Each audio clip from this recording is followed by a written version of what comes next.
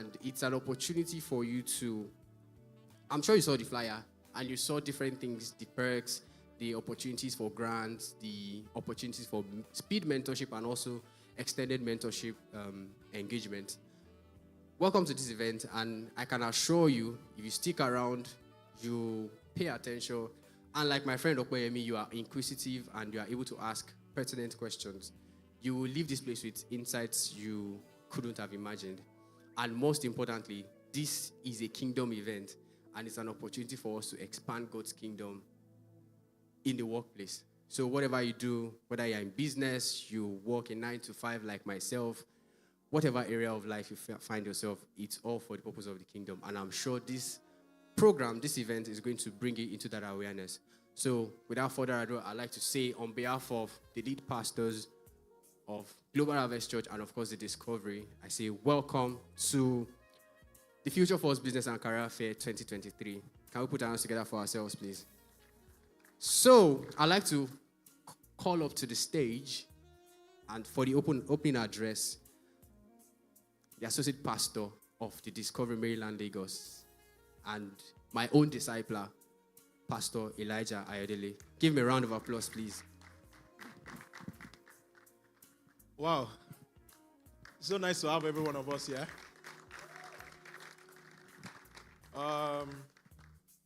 We never thought this day was going to come this way. Wow. It's nice to have everybody here. We welcome you again, just like Victor has said. I welcome everybody to the Business and Career Fair 2023. And this event is hosted by the Discovery, right? The Discovery is a youth arm of the Global Harvest Church. And what we do is we are passionate about influencing the marketplace. The marketplace influence is something we are very passionate about. And that is why we are putting this, that's why this event is being put up. So that as we influence the marketplace with our culture, our life, our everything, we are able to dominate. Are you getting me? So, to take us further in this event, we'll be going into a speed mentoring section. And the speed mentoring section is just going to be very, very quick and very brief. It's a 15-minute session per each for each mentors. And what you do in those sections is, I want to quickly just explain so it's easy for us to understand and then we can navigate. You have, behind us here, we have seats arranged in clusters. You would have mentors in each of those seats. Depending on what you want to be mentored on, it's just 15-minute session. So the proper mentoring and hub sessions would kick off after this event. Like, the way we have the hubs, like the tech labs and the likes like that. I know the tech guys will understand this very well. So that's what it's going to look like. So you're going to have like weeks of mentoring, particularly for people in business, people in career and the likes like that. So, but we want to have a glimpse of that, how it's going to look like. So we want to have a speed mentoring section behind us, 15 minutes each. And what is going to happen is you have a mentor seated and people sit around the mentor, depending on the area you're looking out for. You have people seated around the mentor. You ask questions. Within 15 minutes, after the first 15 minutes, we switch. So the people there switch to another mentor. Are you getting me? You switch to another mentor and you do the same thing. You repeat the same process. It's just to have an idea. It's just to give you a foretaste of what the hub is going to look like eventually, right? So that's why we want to quickly have that. We are going into that immediately now. I just want the mentors to get seated so it's easy for us to just find our way. So we are not restricting anybody to what have you.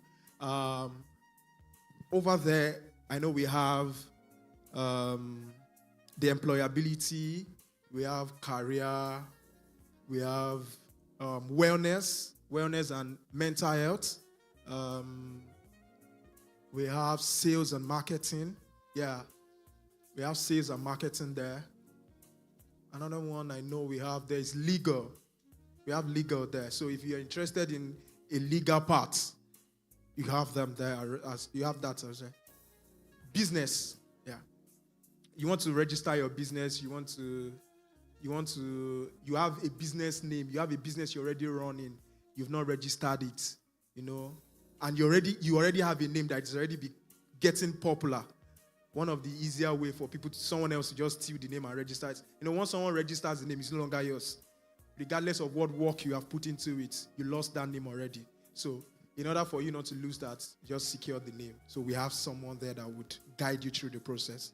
And one of the big things we have for this event is that you have opportunity for grants up to 200K and other opportunities. And we have subsidized registration for a set of people for a particular number. Are you getting me? Out there to register business name, is much more than 15K. But if you look at the flyers that we've shared around, we've said that we are doing for a number of people as low as 15K. So you get the opportunity to do that today. We have a lawyer in the house that would just help you, speed up the process. Are we together? So I have my mentor seated now.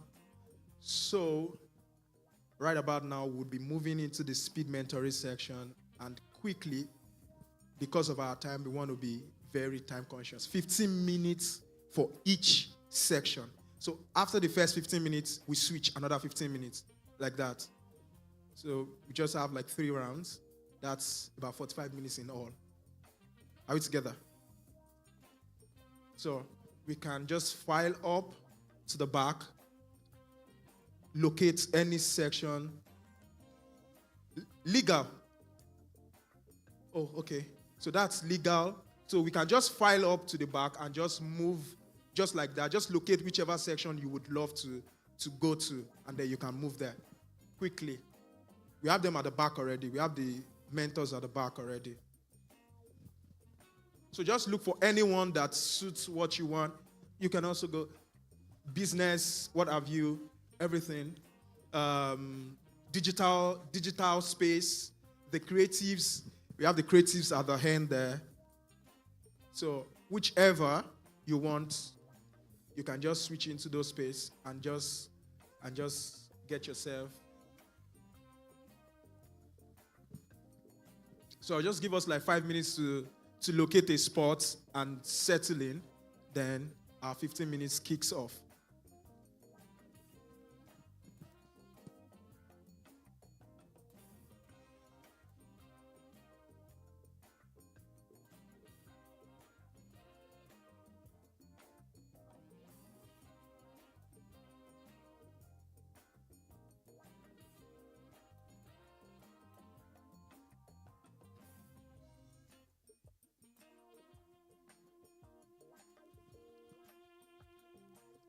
I have academics here.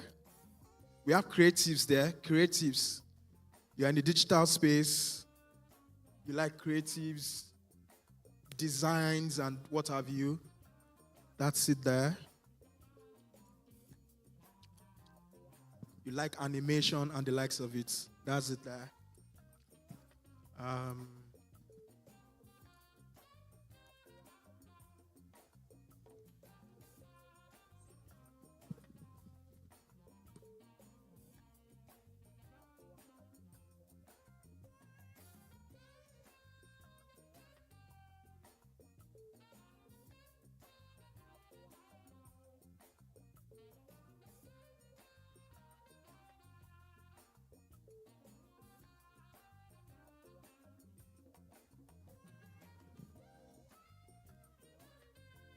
So you can still go to other mentors.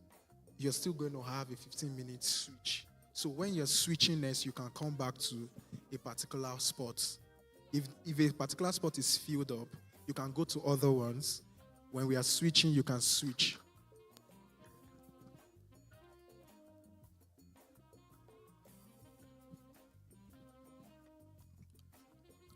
So for the legal, What the legal is about is for you guys, for the people doing business that have not done all the legalities, registration, name, the signage, and all have you, what have you, all the forms of legality that you need to carry out in your business. That's what the legal person is here to help you through the process.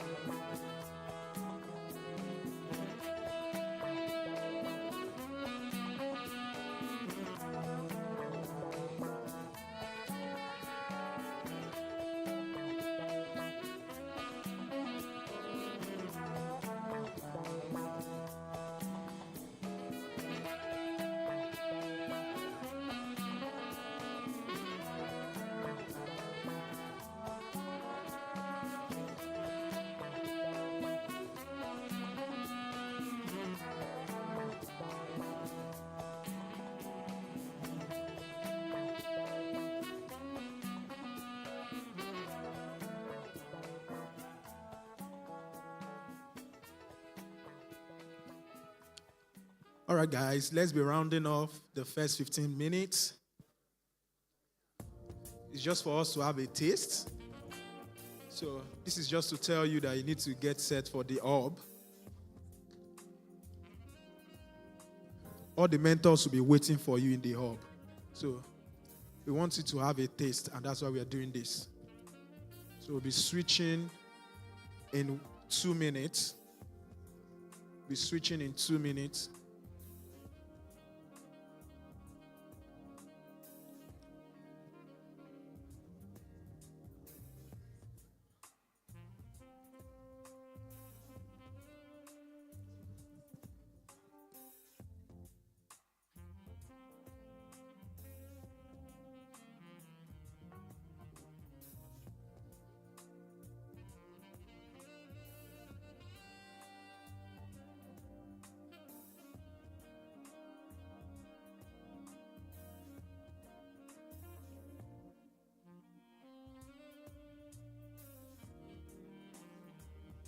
So for the next session, we still have mental health and wellness.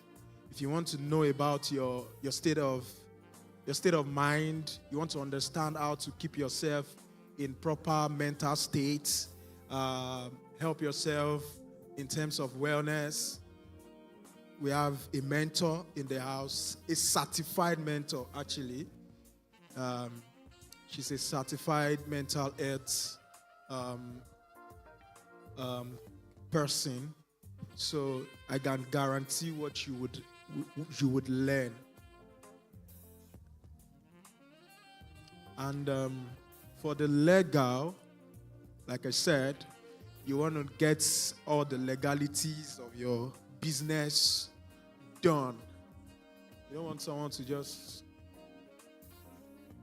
make you work and just take your business name. You want to know how to carry out all the legalities, register your business name, proper legal process, and everything you need to know about your legal process.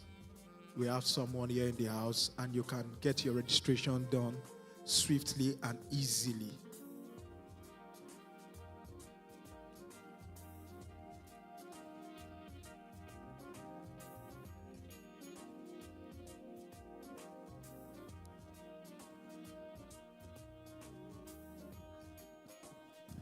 All right, let's switch.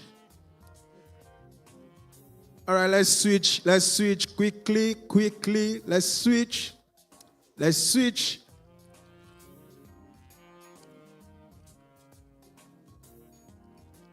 mentors now. You get to learn more in the hub. So we'll contact you through your registrations, and we can have you put in the hubs, and then you can learn from the hubs. You get to meet the mentors. We have all the mentors, and they are willing to take you through the process. Are you with me? So let's switch now. Quickly. Let's switch. You have wellness there, wellness and mental health.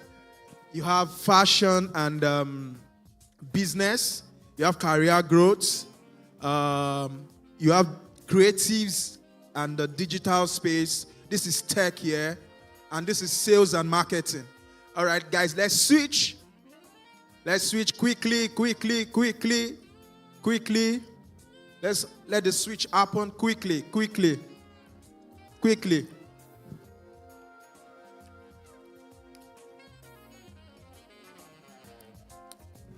So this is academics and research.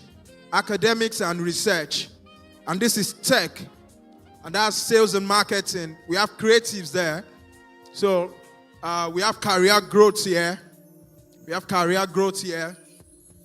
employability here. So let's switch. Quickly. So we get the 15 minutes started. Quickly.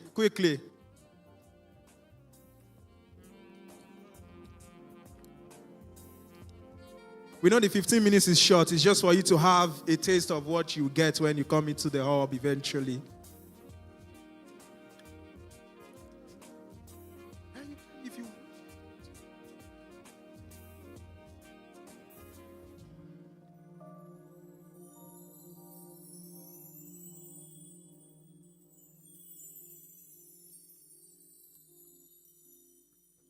All right.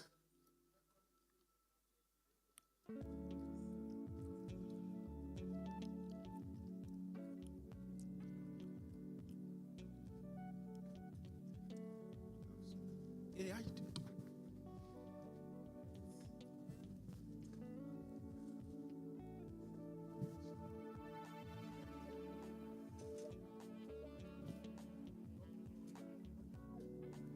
All right, our 15 minutes has started.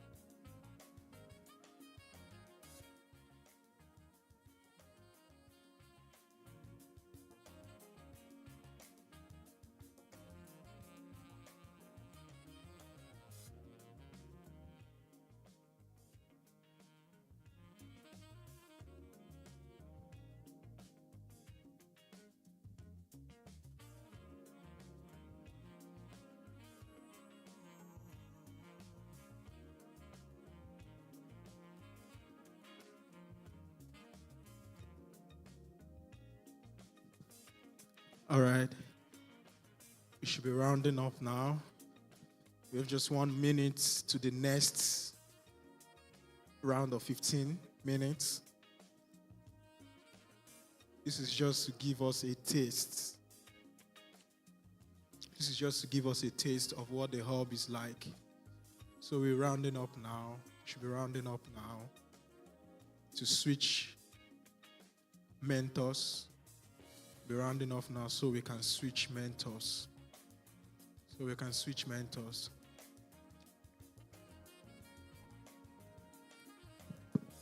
So to make it easy for us, that is wellness, close to the extreme of the door. We have fashion and business here. We have legal, getting to know how the process of the necessary legalities for your business, how you get your business registered and all what have you. That's legal. This fashion and business. This is career growth. This is employability. This is academics and research. Academics and research. This is tech. This is tech. We have digital and creatives. Digital and creatives, and we have sales and marketing here.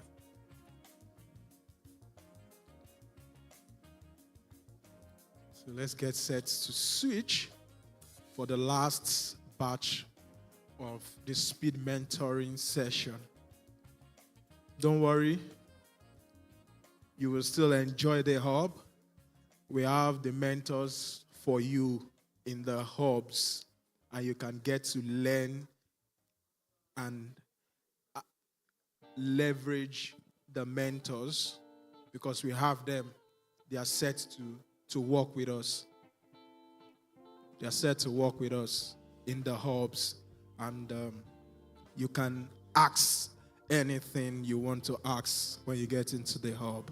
This is just to give you a taste, right? All right. Right about now, let's switch.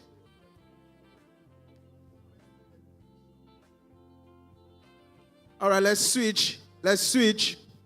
Let's switch. Let's switch.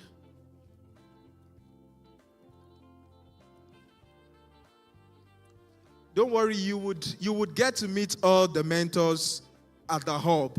You can get to contact them, reach out to them. It's a continuous process. This is just to give you a taste, right? This is just to give you a taste of what you stand to get.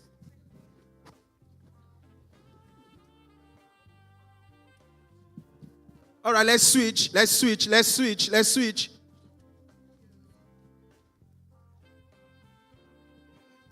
All right, let's switch. Let's switch. Let's switch. Let's switch. Let's switch. Let's switch. Let's switch. Let's switch. Let's switch. Let's switch quickly, quickly, quickly. You have business there. You have business there. You have wellness and mental health.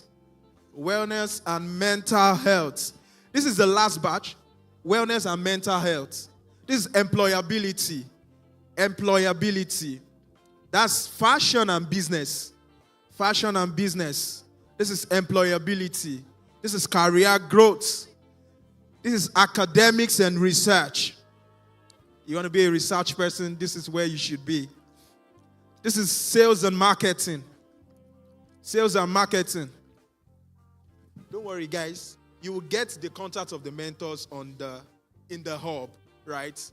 You get the contacts of the mentors in the hub. This is just to give you a taste, right? This is just to give you a taste. You get to meet the mentors.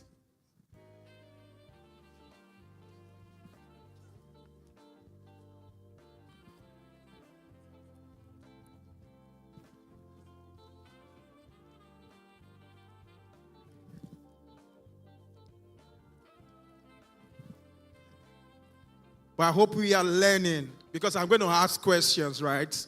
I'm going to ask questions.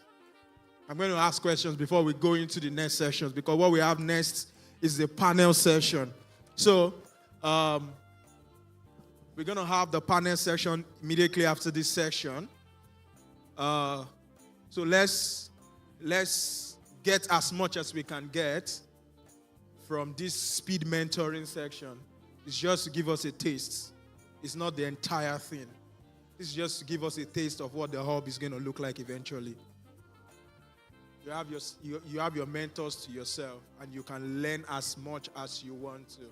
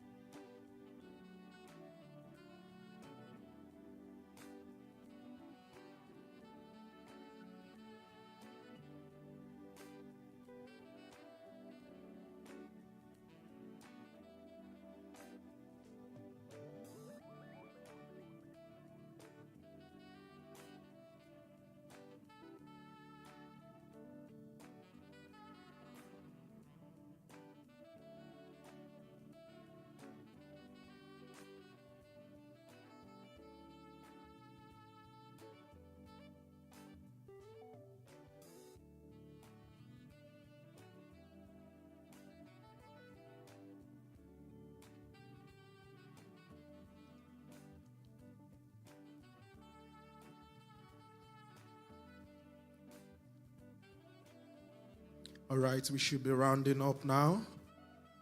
We should be rounding up now and be getting ready to move into the panel session.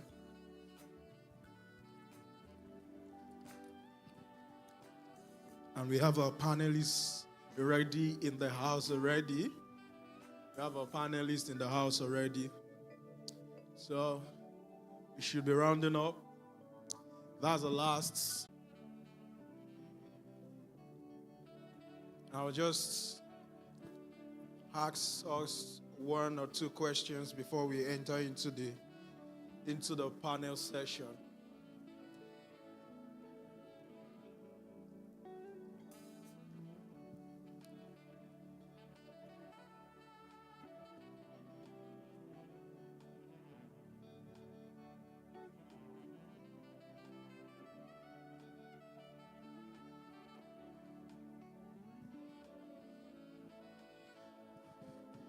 We should all round off in 1 minute.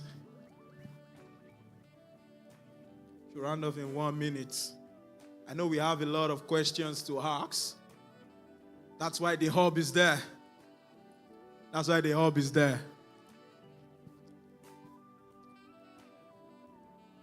You will learn better. You have a lot of time with your mentors. So this should help your interest area in terms of the hubs. I know you filled the forms already and you picked the ones you want to. But, going through this speed mentoring process, I know some of us would have been, there might be a change of mind or something. So we can engage you if you want to change from what you have registered with. We can have that conversation.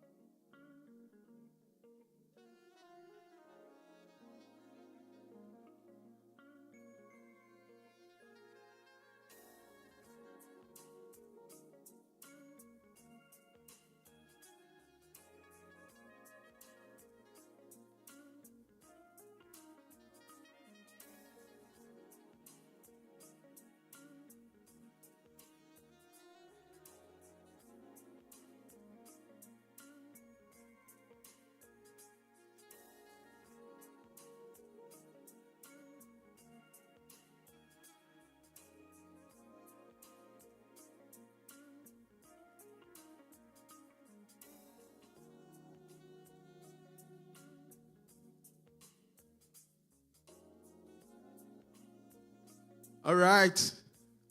Thank you so much. Let us move back. Let's come back to our seats. Let's come back to our seats. Let's come back to our seats. Let's come back to our seats. Let's close the session. Let's close the session. Let's close the session. Thank you, mentors. Thank you so much. We are so grateful.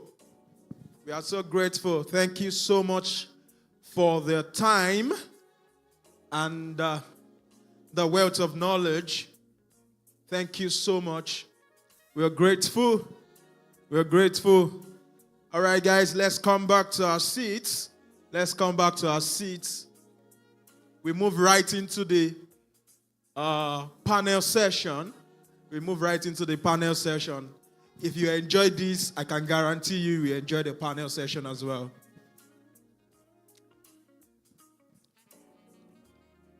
All right. Media, I need mic. I need one microphone here because I want to ask people questions. I want to be sure. There are seats here. There are seats on this side. There are seats on this side too. We can have our seats here. All right, let's come forward. Let's come forward. Let's come forward.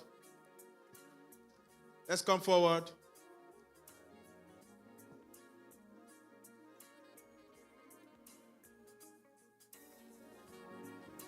Thank you, mentors. All right, let's come over.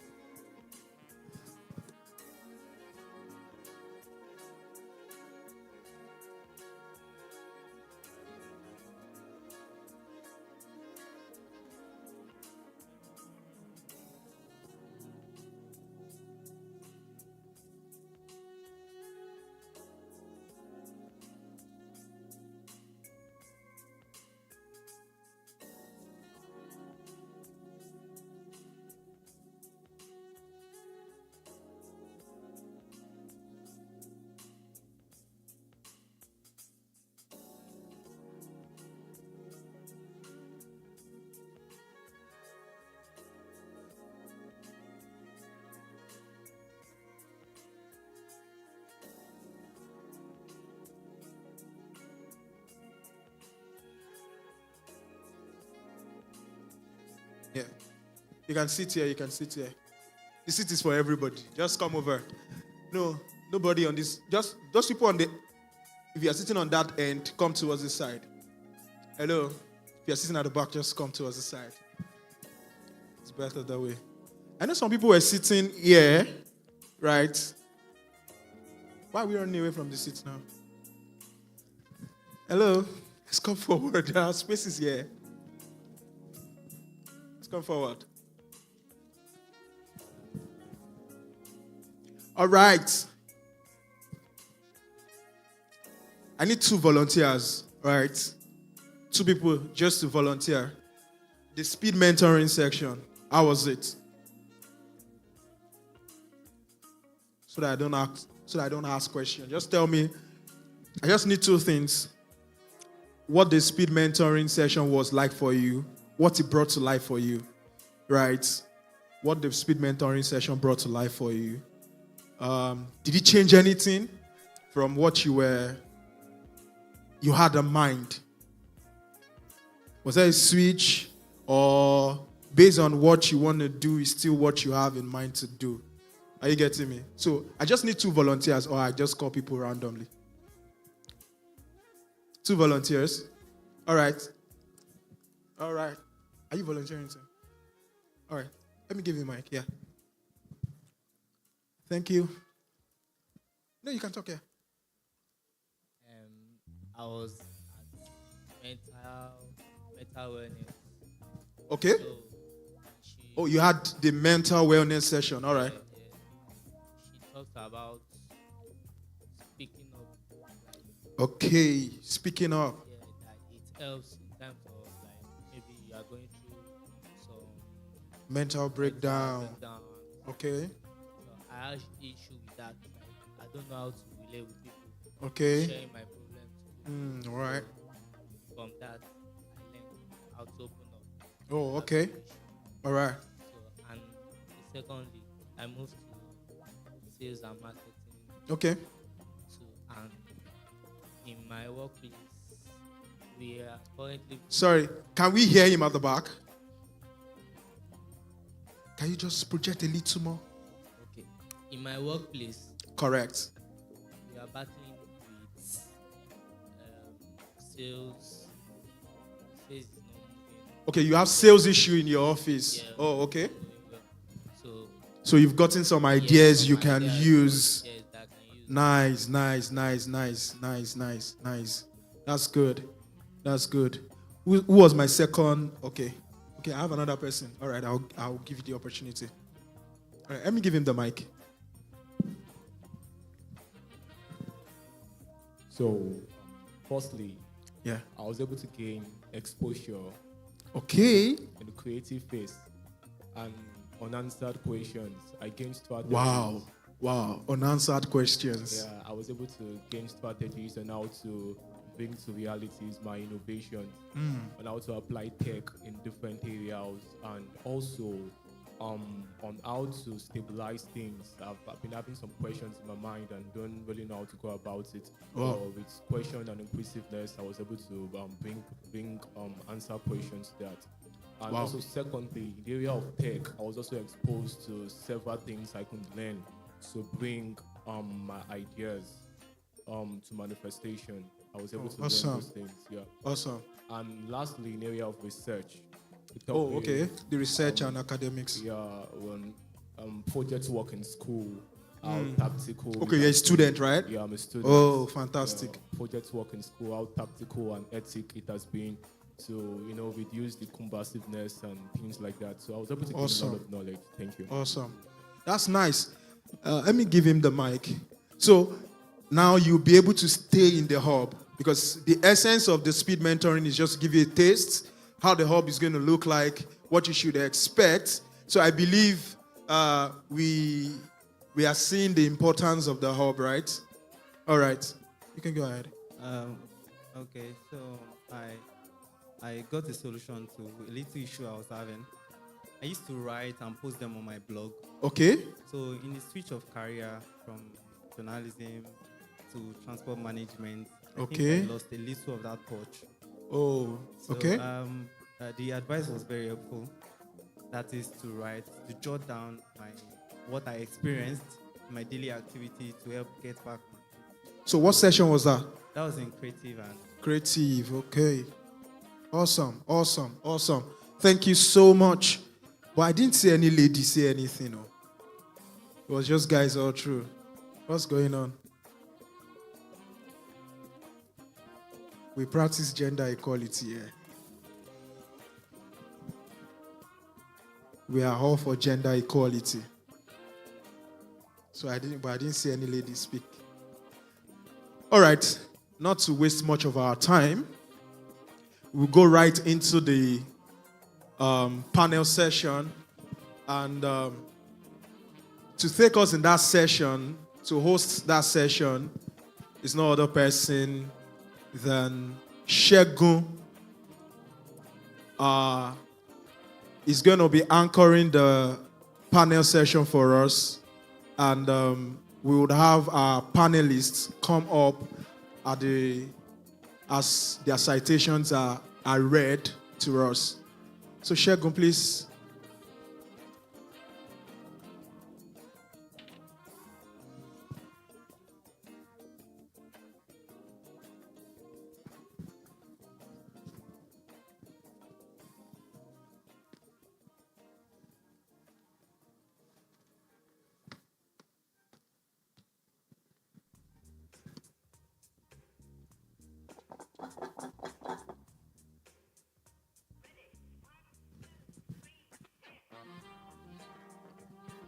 Good afternoon.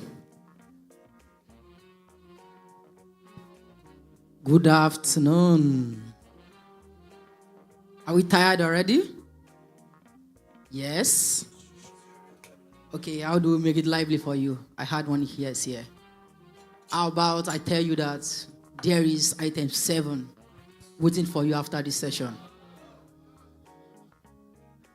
Okay, I can see I'm speaking some people's language right here. But be rest assured, this panel session is going to be worth your time, really, because we have industry leaders here willing to share their experience with us. So I have 3 panelists that will be joining me upstage here. And very soon, we'll be getting to read their profiles. So to join me on the panel this afternoon, I have Mrs. Uwa Michael Okafor. I have Ms. Eyitemi Fashanu. I also have Mr. Godfrey Okay. Please, let's appreciate them as they join me upstage while Victor gets ready to read their citation. Let's appreciate them. They are still coming upstage. Mrs. Uwa Michael Okafor is a group executive she's an experienced leader with over 16 years of experience in building people, legal and regulatory strategies for companies in the CPG, energy, and advisory sectors. Proven success in partnering with global executive leadership teams and working as a trusted advisor. A persuasive leader, committed to driving culture change and achieving business transformation success.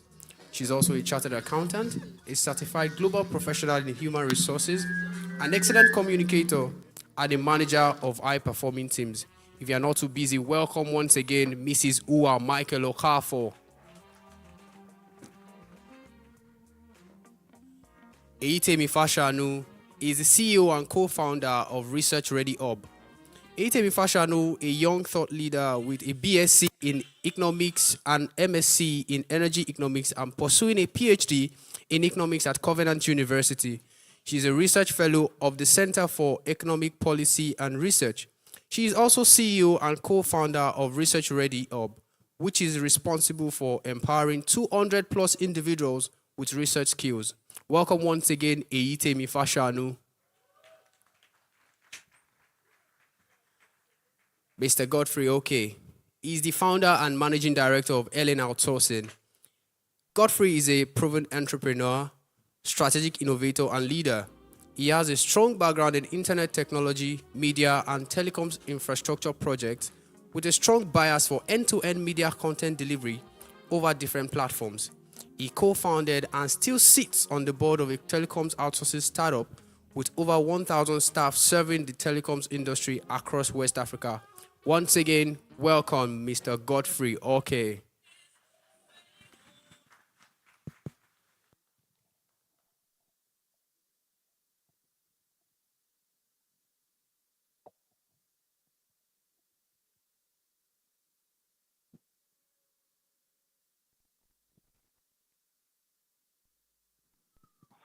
Thank you so much, our panelists. Just like I said, these are industry leaders willing to share their experience with us. And for this panel today, the topic we'll be discussing is embracing change, adapting to evolving work environments for long-term career success. We have a blend of participants seated here with us today. Some people are here to advance their business acumen. Some people are here to advance their careers. So we are going to be talking to a diverse participants listening to us. So we'll be hearing from your experiences on this topic, embracing change, adapting to evolving work environment for long-term success. So to start the session, I'm going to be calling to my far right, Mrs. Ua. And the question I will ask first is, how can individuals in the Christian workforce integrate their faith into process of adapting and embracing change in their professional lives? Thank you very much. First and foremost, I would want to appreciate the Discovery team, Discovery Church, for what they are doing and for the opportunity to be here. I don't take it for granted at all. Big thank you. And I also want to appreciate all of us for coming today. So thanks a lot for your question. I know a lot of times people believe that, being in the faith is different from being in the workplace. Some people will say, let me use my church mind to do this or to do that. But the fact is that as a Christian in the workplace, the first thing I say to myself is, I'm a minister, in the workplace. And what that means is that in everything that I do in the workplace, or in everything that we do as Christians in the workplace, we must remember first and foremost that God has sent us there for a purpose. God has sent us there with a mission and with a vision.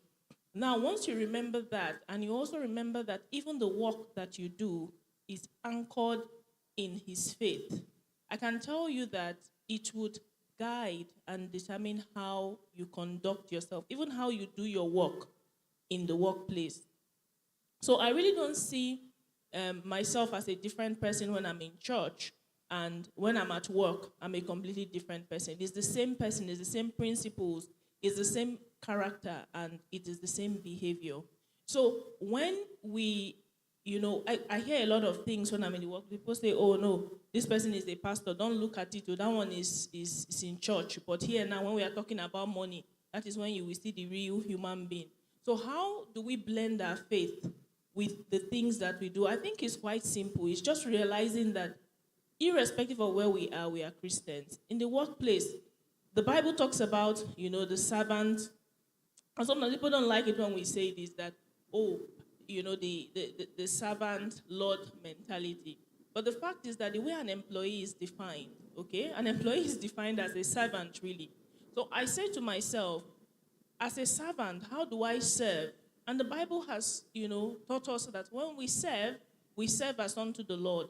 And that guides my work ethics. That guides how I do my work, why I want to be excellent in my work. And I also know that when I do that, there are blessings that the Bible has also said that accompanies a servant for serving his master well.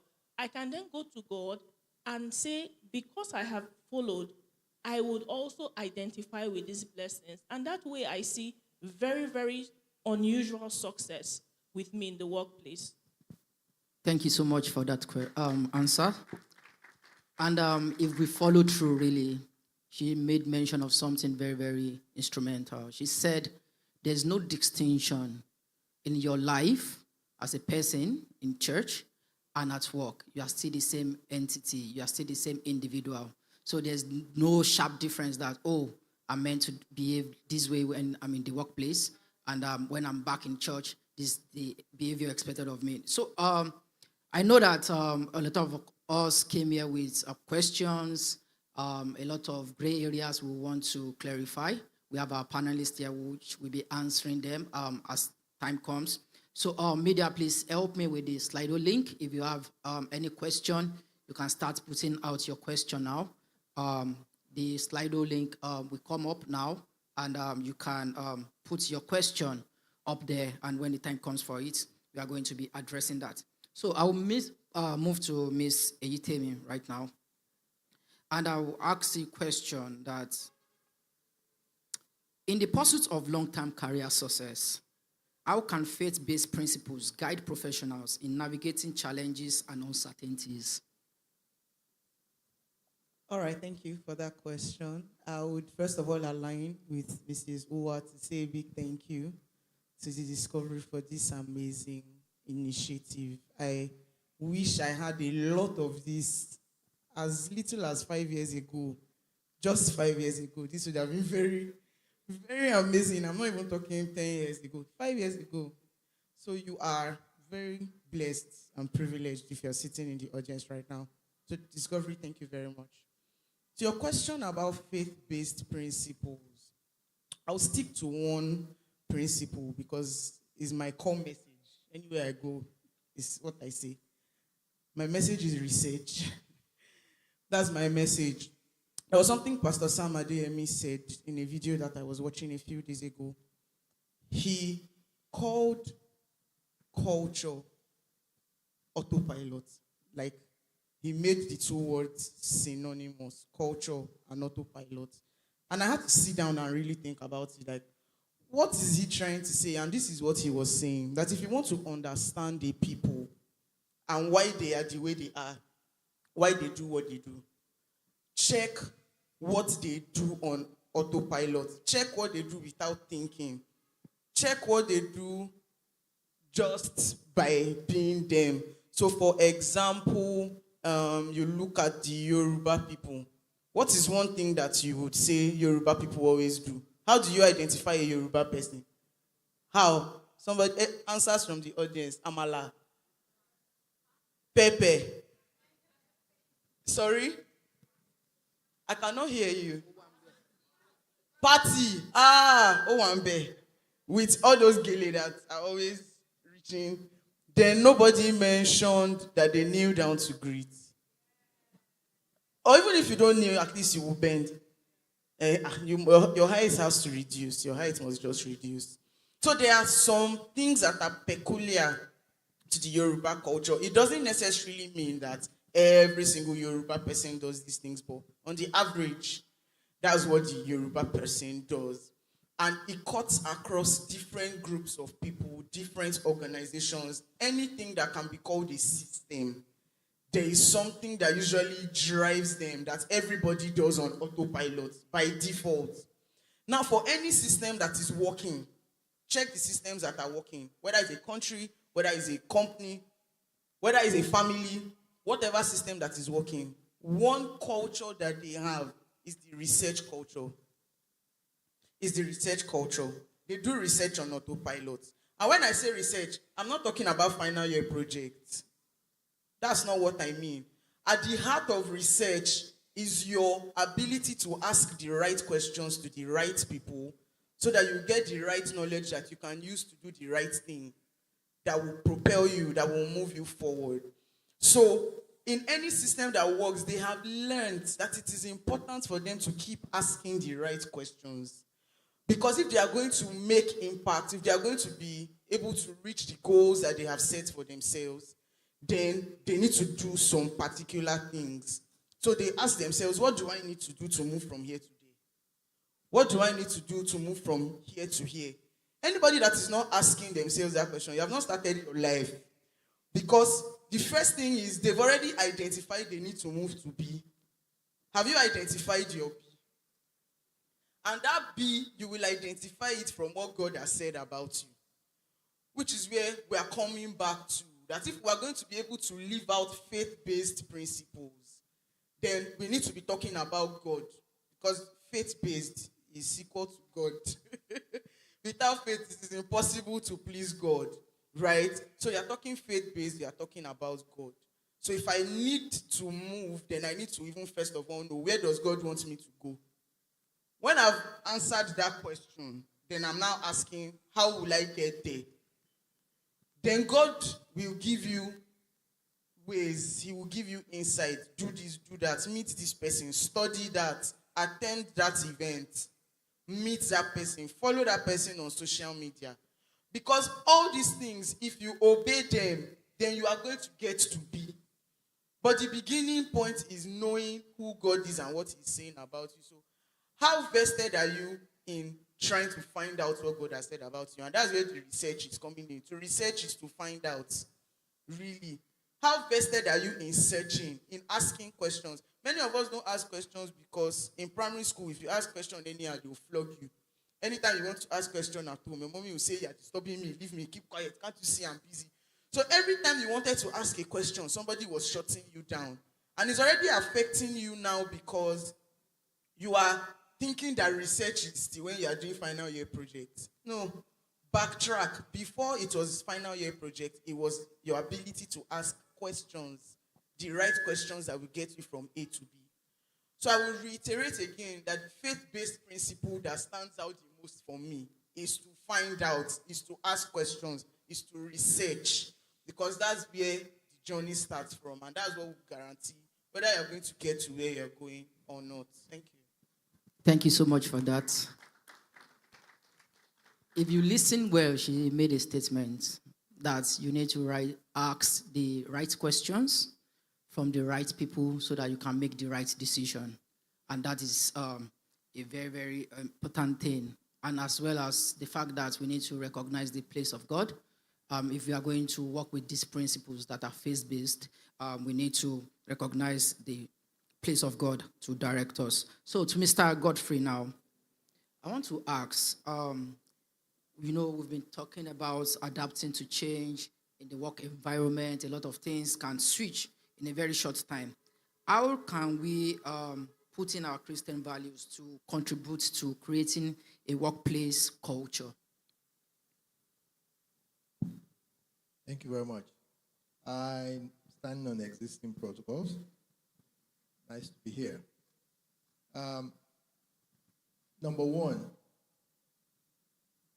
adaptation in our workplaces, our various workplaces, is a necessary event. It's not optional.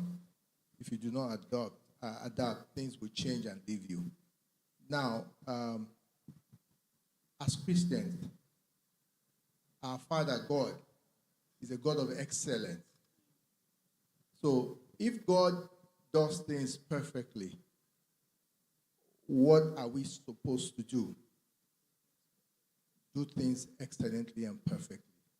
So there is a template already as Christians. That's number one. Number two, following what she said, you have to ask the right questions. The Bible says, seek and you shall find. Ask the right question. Don't play politics. Don't say, oh, if they don't ask, I will not tell. You are there to solve a problem. So your job is to ask the right question so you can solve the right problem. That's number 2. So in our adapting, we bring in our faith. Now, a lot of times we're faced with challenges. It's not every time you try a project or you attempt a project that it comes out the way you want it. So you will be discouraged a lot of times. As Christians, our job is not to get discouraged and make other people get discouraged along with us. Without faith, it's impossible to please God. So we have faith. So are we pleasing God by losing hope or losing faith or giving up in that project?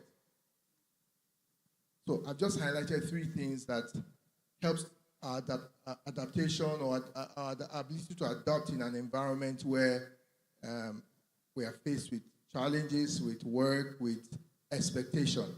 We already have the instruments, the template, the protocols to help us adapt perfectly. My Father, my God, is an excellent God. He does things perfectly. He's smart.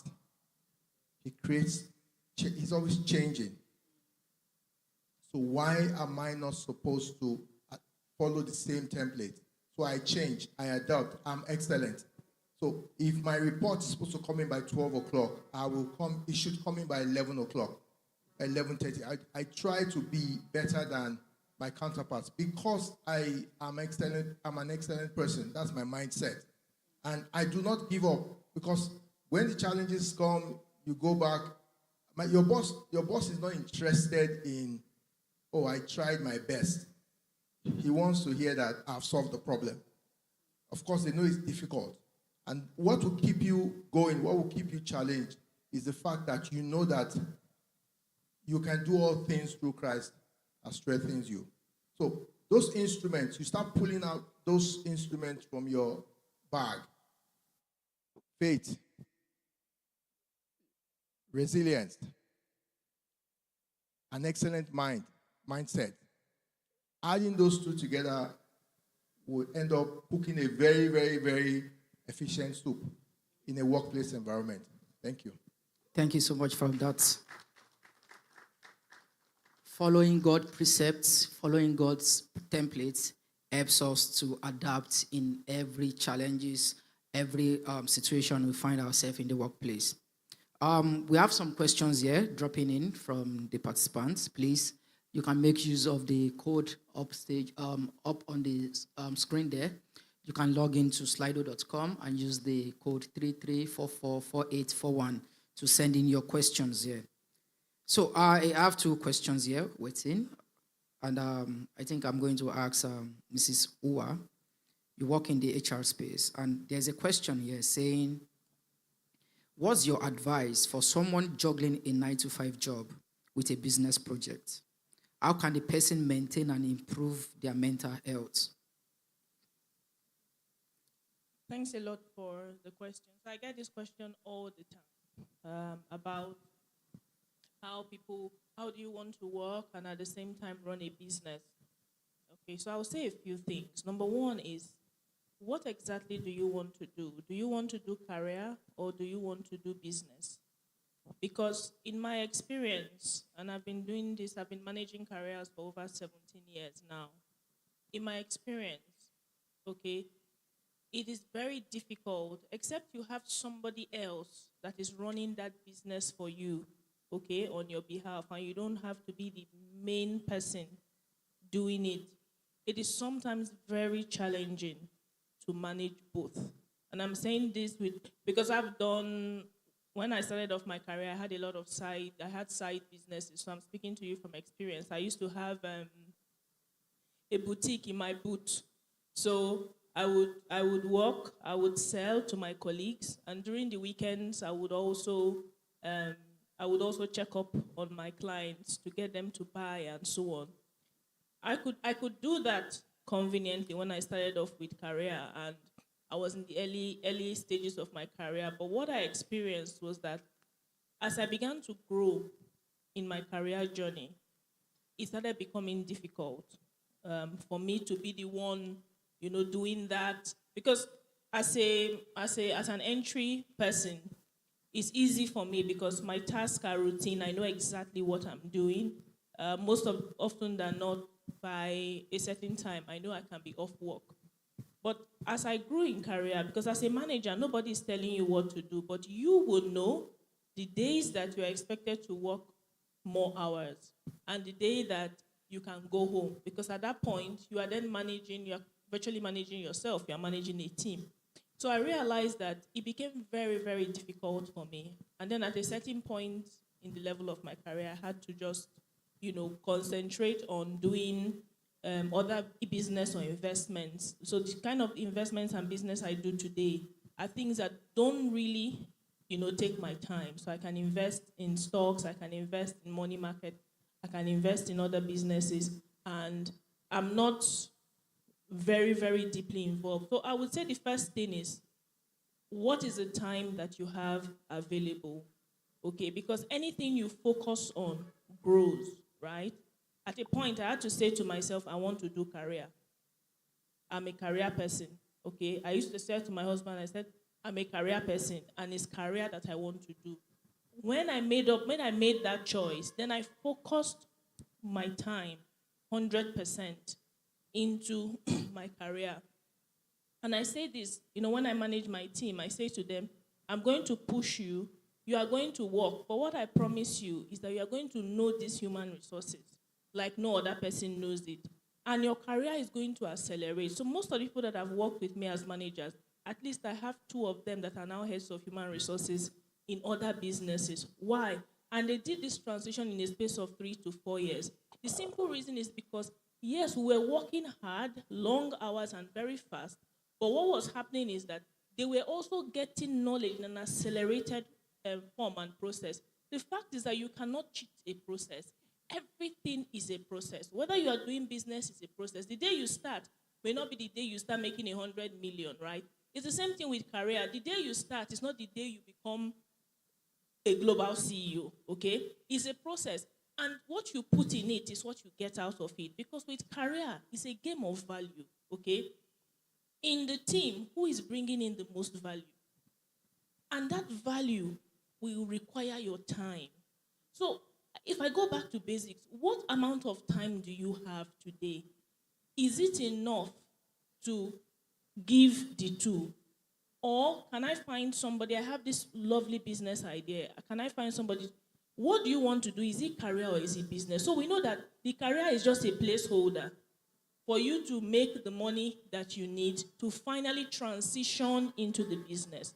So if that is what you want to do, because I had a friend like that, and what she did was that she gradually, began to reduce. So she would wake up in the night, she would spend time on her business. She works during the day. It's a lot of investment, right? So she wake up in the night, she would put some time into her business, she would put her weekends into her business. But she knew, because as a Christian, we cannot afford to be the ones that they are calling, that you came late to work. We cannot afford to be the ones that are in performance improvement plan. We cannot afford to be the ones that are mediocres. Because that is part of our identity as Christians, is that we are shining, we are at the top. So you have to ask yourself, what do I want to do? And at the end of the day, she transitioned into her business, and she's doing very well. She's even doing this business today outside of the country, and she's making millions of dollars. So the point is, what do you want to do? Once you decide what you want to do, then you can then decide how you focus on it. How do you manage your time? If you are moving in career will be asking you for time. Then you now get married, you now have children. You have to find a way to manage the time. I think the time is the most important resource for you to ask yourself how you can spread the time. I don't know if maybe I've given some. Thank you so much.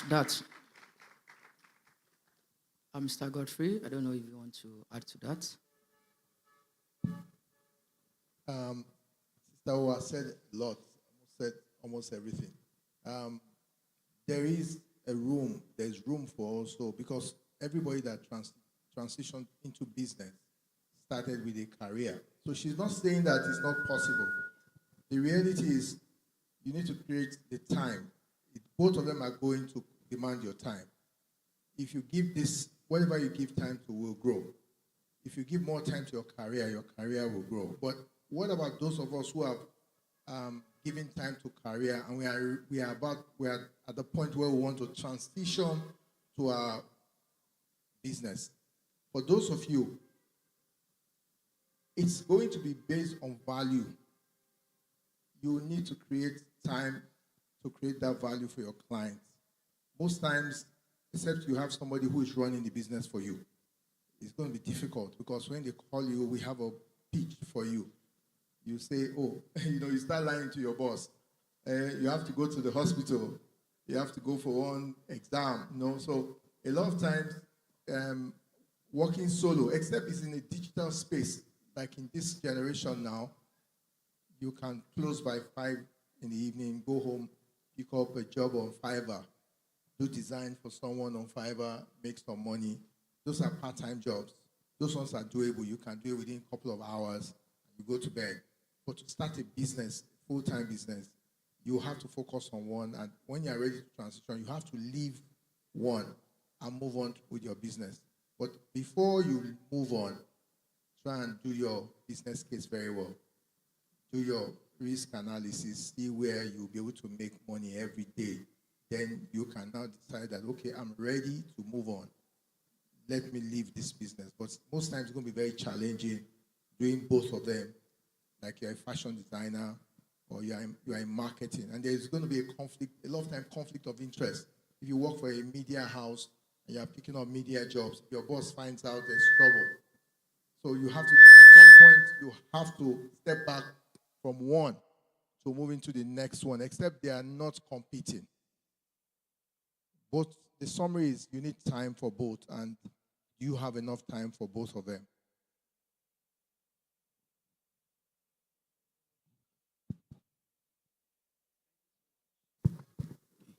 Thank you so much for that response.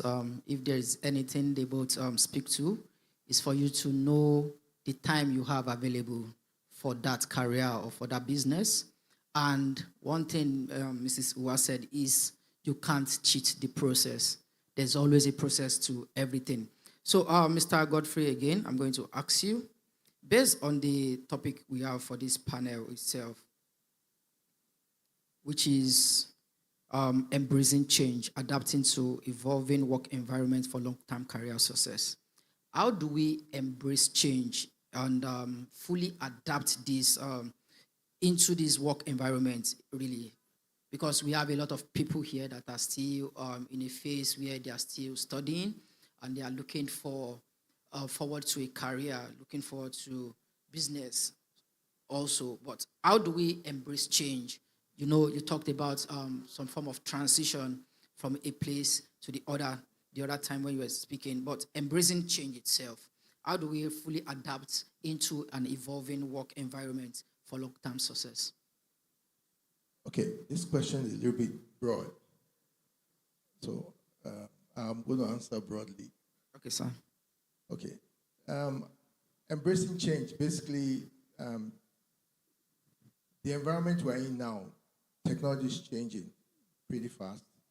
The mode, the tools, the instrument to get work done is changing pretty fast. Number one, you must be a fast learner. You're pretty young, you're in your middle ages. You have to learn very fast. AI is changing a lot of things.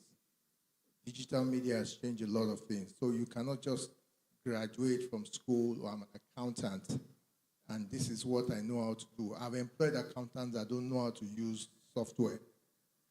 It's amazing. They don't know how to use Excel. But they are very intelligent. They have their ICANN certification. So not that they're not smart. So you have to quickly adapt to new technology. You have to invest time. It doesn't come, people want to get the job, then learn. That's going to be a problem. You have to quickly bring yourself up to speed, learn Excel, learn ERPs. Things are moving really, really fast.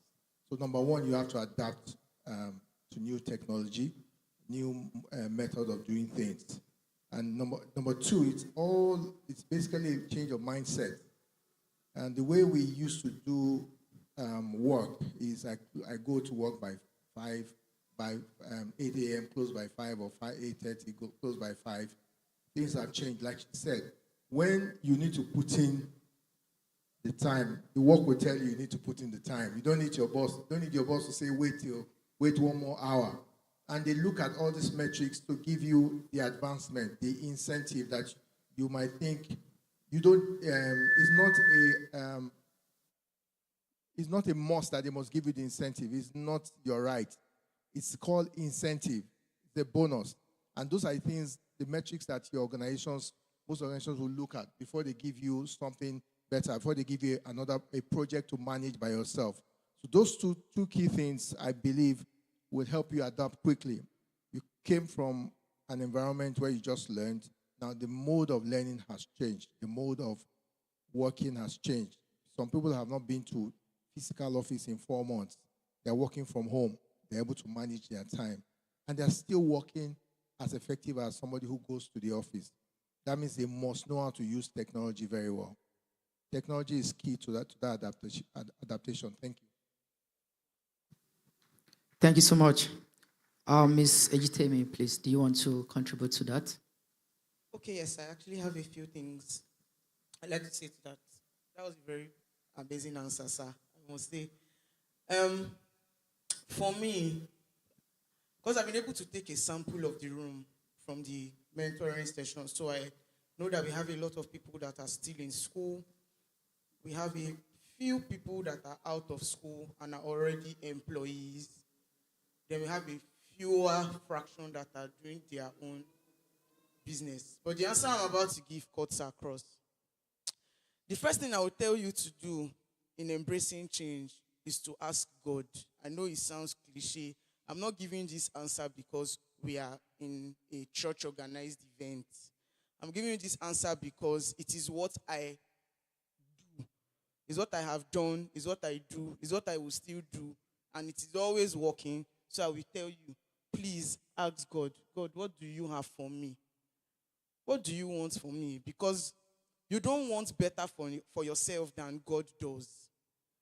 So ask him. 1. 2, look at what you are strong. Those things that you are good at. They may seem unrelated. There are some people here that there's a lot they can do. You can sew, you can code, you can, you can paint, you can design, some people can do a lot of things. For some of you, it might not be a lot of things, but it might be 2 things, 3 things that look seemingly unrelated. Can you go online and make your findings about the intersection point between all these things that you like? What is bringing fashion design, graphic design, and coding together? Because they sound like they are not related. They sound far apart. But if you do your research, they have somewhere that they meet. What are the opportunities in that meeting points that you can explore? And that's why my message is always for you to do your research. Almost everything lies on the other end of research. It only depends on how far you are willing to go to find out. So can you ask yourself that question, that what are all the things? Write a list, bring out the paper. You can do it later. I'm not saying you must do it now. But bring out that paper because I did it. I had to ask myself, what are all the things I'm interested in, no matter how unrelated they seem? And then I went online, read, tried to ask questions that what brings all these things together? And then I carved out my niche. It might now be that you are carving out a niche for yourself that is not there, and then you stand out for that thing. Now I call myself the research storyteller. And every time I say I am the research storyteller, people are always like, what is that? And then I talk about what I do, and they say, oh, so how can I work with you? You can do that. It's not for only one person. There's no law that says you must be a tech bro. You must code. You must do software development. Not everybody will and can do that. We must all have a degree of tech knowledge so that we'll have some skills that will enable the work that we do. For instance, learning how to use Excel. Everybody should know it. Everybody should know how to, every single person should know how to use Excel. So there are some things we must all know about using technology to enable what we do. But you must first of all know what you are doing. Then tech can enable, AI can enable. The third thing that I will say is that if you've already done a final year project and you left it in your school library, and that was the end, and now you are saying that there is no opportunity, I'm apologizing in advance. You are doing yourself. Because do you know how much work you put into getting that project done? How much you had to study? How much reading you had to do? All the times you had to change this one, change that one. It took a lot from you. It took your blood, sweat, and tears. Anything that takes your blood, sweat, and tears is worth building a structure around and delivering value for. Thank you for that. It is, you should make more findings. Whatever you did, whatever research you did in your final year project is not the end of the road. Make more findings about what you did. See how you can tailor the solutions that you recommended in that book. It's not useless. I'm telling you because it's how I got here. I'm telling you. That final year project, see, the thing is, research is supposed to be part of our culture. It's supposed to be part of how we live life. And the academia, school is supposed to be the platform that will help us structure research. It's supposed to give us structured research tools so that we will be able to replicate our success every time. Anybody that can replicate their success, they have a system that they are consistently applying that is working, that came out of research.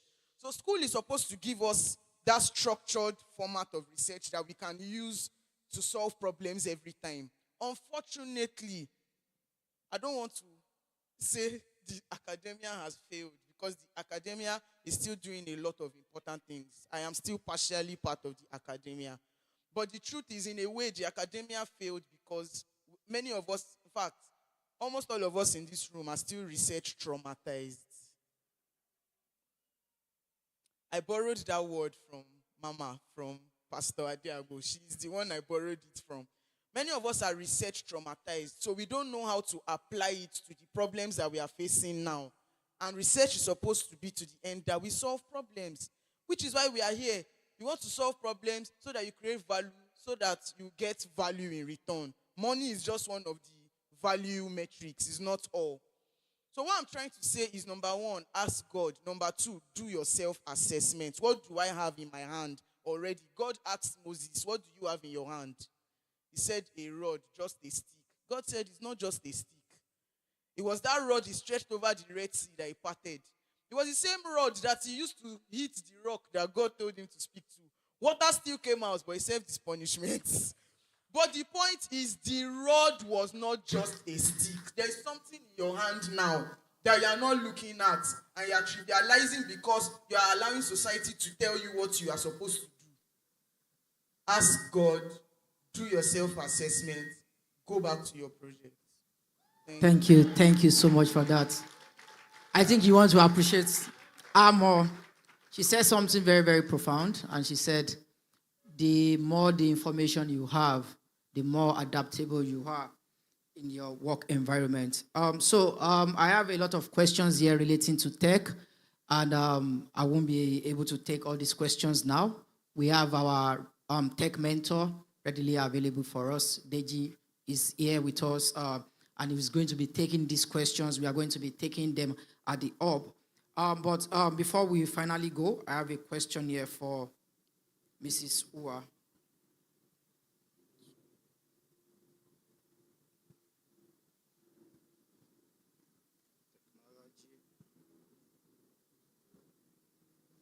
So the question says, for someone who has been, what's your advice for a Christian who is always truthful, yet works under a selfish supervisor who wants to hide and eat up the company's profits? You work in the HR space. This is a Christian who is always truthful, yet work under a selfish supervisor who wants to hide and eat up the company's profits. Thank you very much for the question. So, in my experience at work, I get a lot of these reports and a lot of complaints from people about their line managers. Oh, I have a very difficult. I would also sort of compare it to saying I have a very difficult line manager, a very difficult boss I want to work with, or I work with. What do I do? Okay. I will say a couple of things, and they are principles that have worked for me. Okay, some of them may not follow the normal ideology that we want, and then I would wrap it up. There are certain principles I work with when it comes to having a line manager at work. And one of the things I say to myself is that my boss cannot offend me. Okay? I also see anybody that I'm reporting to that it is somebody that God has placed in front of me for me to learn something from. And one of the things that I've realized is that if I don't look away from the challenges of my boss, I will not learn anything from him or her. Because you will never have a boss that is perfect. I'm not trying to take the side of the boss because I'm going to look at both ends, but I want to give us perspective.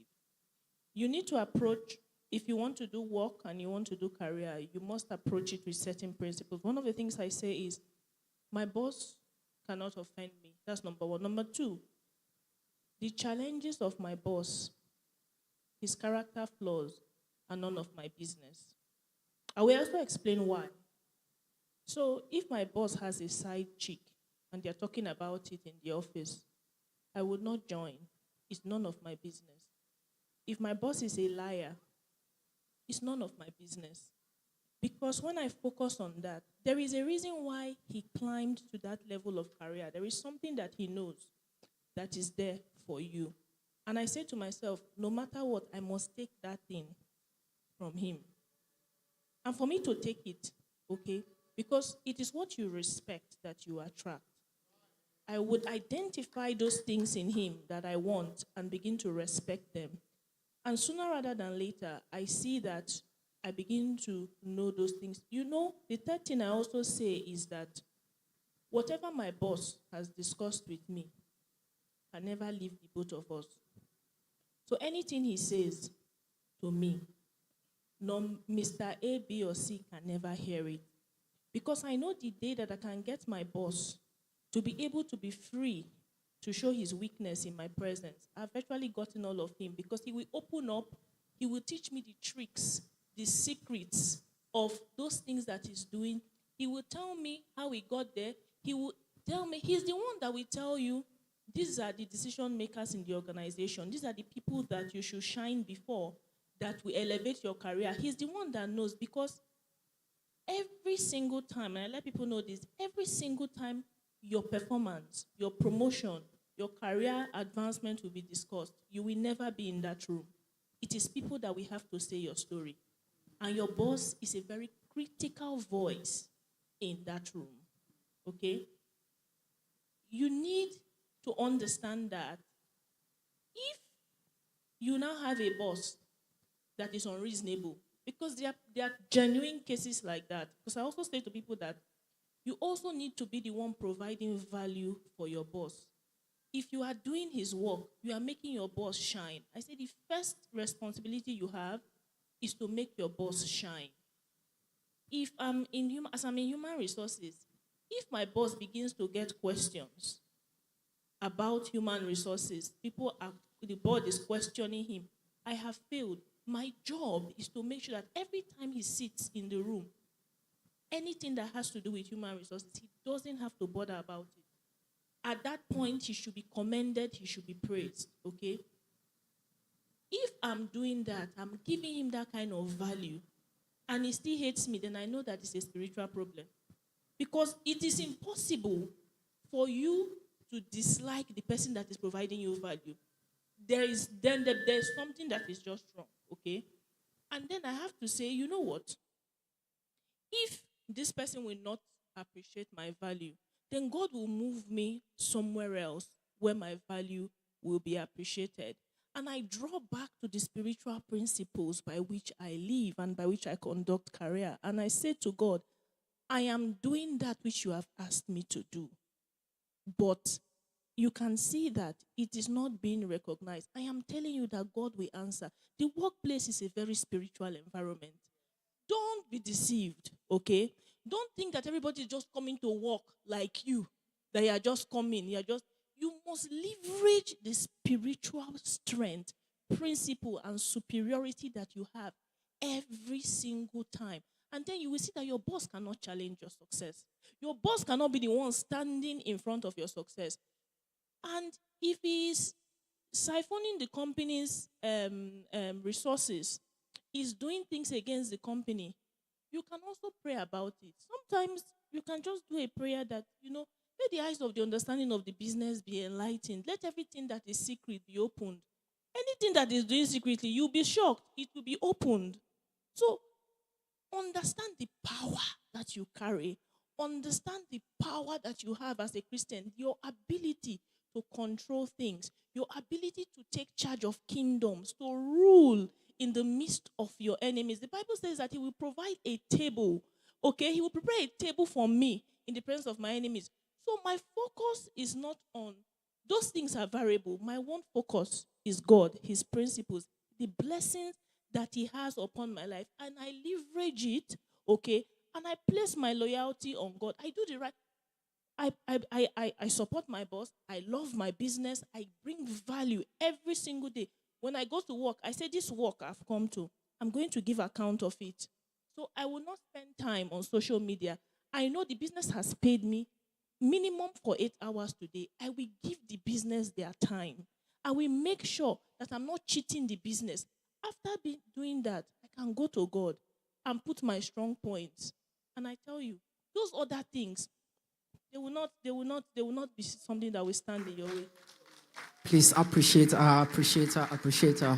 If I may come in here, let me just support what was said. Now, some of you have very specific, peculiar scenarios. Come to the hub. You're going to have one-on-one conversation. It might not be as literal as she has explained it, because I've seen scenarios. So, but that's what this forum is about. I just wanted to highlight this. You would be able to talk to people who will talk to you one-on-one regarding your particular situation. Thank you so much for that. Right now, we are going to be putting this panel session to a pause.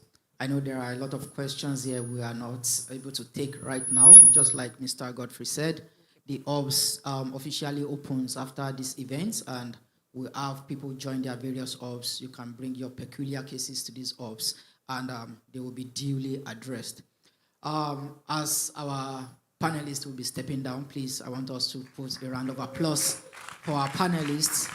They've done justice to the questions we asked them today, and these are giants in their various marketplaces. They've been instrumental to sharing their experiences with us and how we can advance in our workplaces, advance in our careers. Let's appreciate them till they get back to their seats.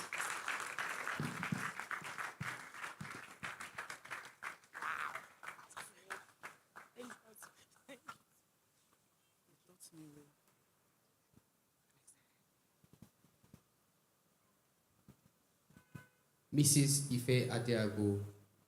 Mrs. Ife Adiago is a certified business coach, brand communication and culture immersion, an MSc in medical sociology, an international speaker, trainer, and author. She is the creator of Kingdom Branding Blueprint for Christian experts and business leaders, founder of Legacy Brands Partners Limited, building Africa's legacy through sustainable branding and partnerships. With 13 years of experience, our outfit, Bridge Palmer Solutions, nurtures the minds of the youth, blending technology, productivity, and wellness. As lead pastor at the Discovery Maryland, Lagos, she guides and disciples young souls. Can we make welcome Mrs. Ife Adiago? Thank you very much. Are you having a great time? That doesn't sound like you're having a great time. Are you having a great time? Okay, let's stand on our feet because it looks as if we've been sitting for so long, isn't it? Can we just stretch? If you were in my space, you know I talked about mental wellness, mental health. One of the things that helps you with your mental health is movement, actually. Can we stretch? Can you give us music, please? Can we dance a little? 1 minute. Just move. Dance, move. If it's possible, can we do that? Can we do that? Music, please. Are we ready? Get a dance partner. Can you get a dance partner? Somebody's laughing. Yeah, that's the whole idea. You're smiling. You've not smiled in a while. You've been serious. That conversation was strong. Can we please put our hands together again for the panel session? Thank you so much, sirs and ma'ams. Honestly, if you know what it takes to get those guys, you will know that it's such a privilege. We are waiting for sound, please. We want to shake our bodies a little. And please, don't make us dance ballet, right? We don't want to dance ballet. Okay. So, are we ready? Do you have your dance partner? Are you ready? I think this is very important because we've been sitting in a space for a while, in a sport for a while. Are we ready? Is it possible, or do we move on? Do we have that? All right, so look at somebody and tell them what struck them the most about the session we just had. Just ask that your dance partner. What struck you the most about it? Quickly. What struck you the most about the thing? While we are getting ready to move our bodies, it's good for your mental health, your physical health, and in fact, your spiritual health. Are we ready? Can we have it louder? Are we ready? So you've spoken to them, it's time to dance with them. Are you ready to dance? So let's try. It's not going to be long. Like, move that body. In mental health, there's what we call moving your mood. There's a way you can move your mood. So if your mood is somehow, you can move it. And one of the ways you can move that move is to move your body. Come on, let's go. Down ahead, face your partner, yes. Come on. Yes, some people are already digging. Come on. Aha. You know you can jump. Yeah, this is somebody's move. Somebody's like this. I love it. Move. You have a few more minutes. Seconds, sorry. If your partner is not moving, move them. You can move somebody. Say move now. It's good for your mental health. Do you know how much of smiling you have had in the last few seconds? All right, yeah. Let's move. Or you want to come and join me? Let's go. I know Lagos is traumatizing, but as long as I'm breathing, I've got a reason, man. Let's go. Move your body. Move your body. Because when you move your body, you move your mood. Come on. I don't want to sing. We are moving our bodies. I'm looking at some people. They are standing like the Rock of Ages. Come on, move it. Woo! Okay, can we go down now? All right, thank you. Let's put our hands together. Put your hands together for yourself. Celebrate yourself. So I'm actually serious. In mental health, there's what you call moving your mood. There are actually moves that you can literally make that fuels your joy. And one of the things you want to have is consistent joy. But I'm not here to talk about mental health. If you want to hear more about mental health, come to the hub. If you enjoyed your mental health session, please let them know that you enjoyed it. Can I hear it? Thank you. So that they will join us later, yeah? All right, my name is Ifeadi Agbo, and I wear a few caps. One of it is being a pastor. And the beautiful thing, I just want to speak briefly, and we'll have a final speaker. Don't worry. Do like this. Let me see you do like this. Tell yourself, don't worry. There's food. Say it very well. Say, don't worry. Calm down. Take your time. There's food. So we have food for everyone. It's going to be a great time after. We're going to have time to eat, network, and meet people. So please don't be in a hurry to go. We still have some good things for you before you leave. And we should be here by 4 o'clock. All right. So I'm here to just speak to you about the discovery. which is the convener of the Business and Career Fair. So this is the Future Force Business and Career Fair. But I want to introduce you to the Future Force Business and Career Hub, right? But can I just speak briefly about the Discovery? Can I have the slides, please? Is it ready? Okay, so the Discovery is a discipleship making a youth movement. And we're very passionate about discipleship. If you look at the panel, they spoke a lot about, I loved that ending where she was talking about use your superiority. Discovery is in the house. Future Force in the house. Come on. We've been using our superiority, right? Yes, there was one of those days we were watching one of these clips on Sunday, and we saw one clip where a boss was just telling I don't just like you. I don't just like you. They've promoted people like 3 times, and they just kept skipping her, and they were just like, I don't just like you. How are you even telling me you don't just like me? We will see who doesn't like who. So she went to use her superiority. And then the thing turned around, right? And then when it happened to the guy, his own boss too said, I don't just like you. And they kicked him out. What am I saying? We are a spiritual body, and we love Jesus a lot, but we love young people. Our purpose is the Discovery provides an authentic church community that helps young people achieve spiritual growth and supernatural experiences. In the Discovery, the supernatural is an everyday experience. We've had the case where somebody's tife was paid by an angel. Praise God. You want more details? We'll see you in garage. To disciple young people to become like Christ so that they can influence culture is our purpose. Right?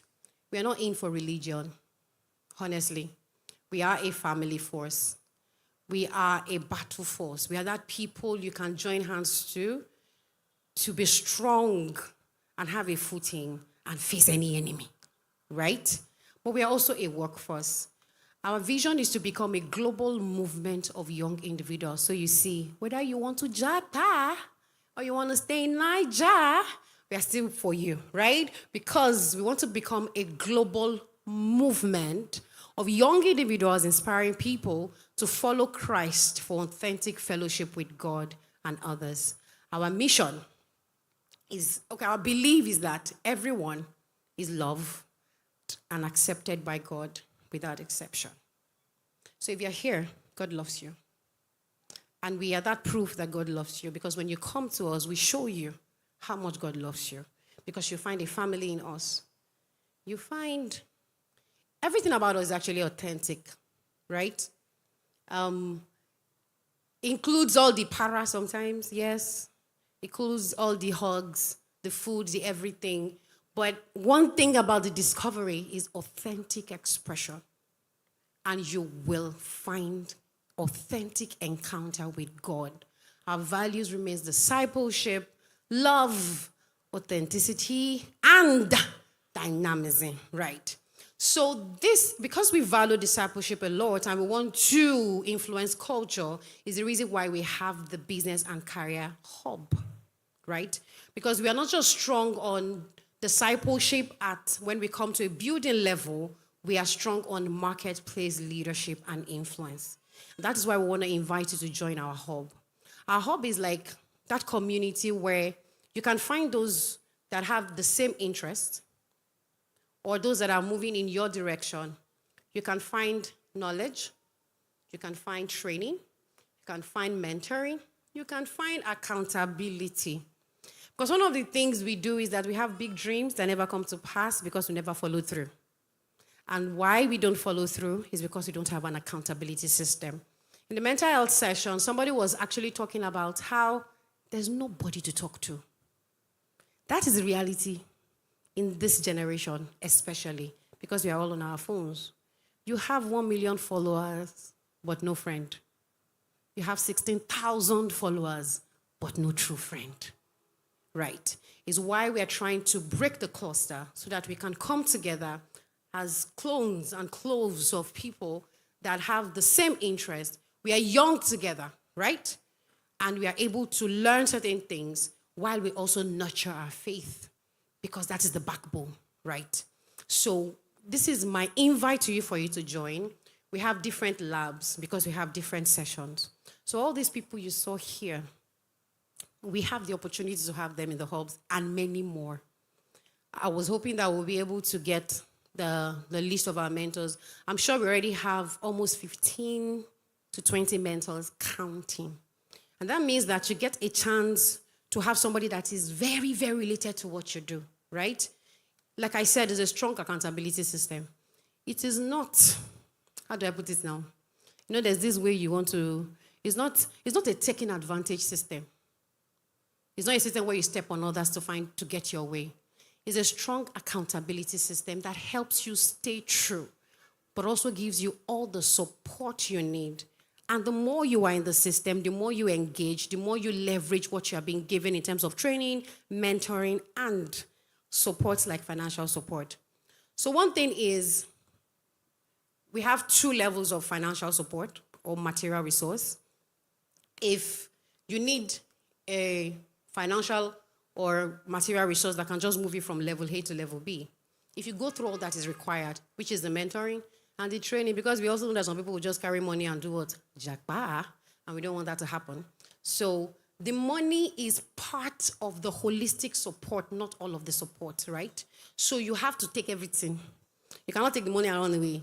You have to take the training, the mentoring, the accountability, then you cannot have financial resource. So we have those that just need something. Maybe you just want to buy an instrument. You want to buy. The good thing is, as you go through the training, you even know if that is really what you need or not.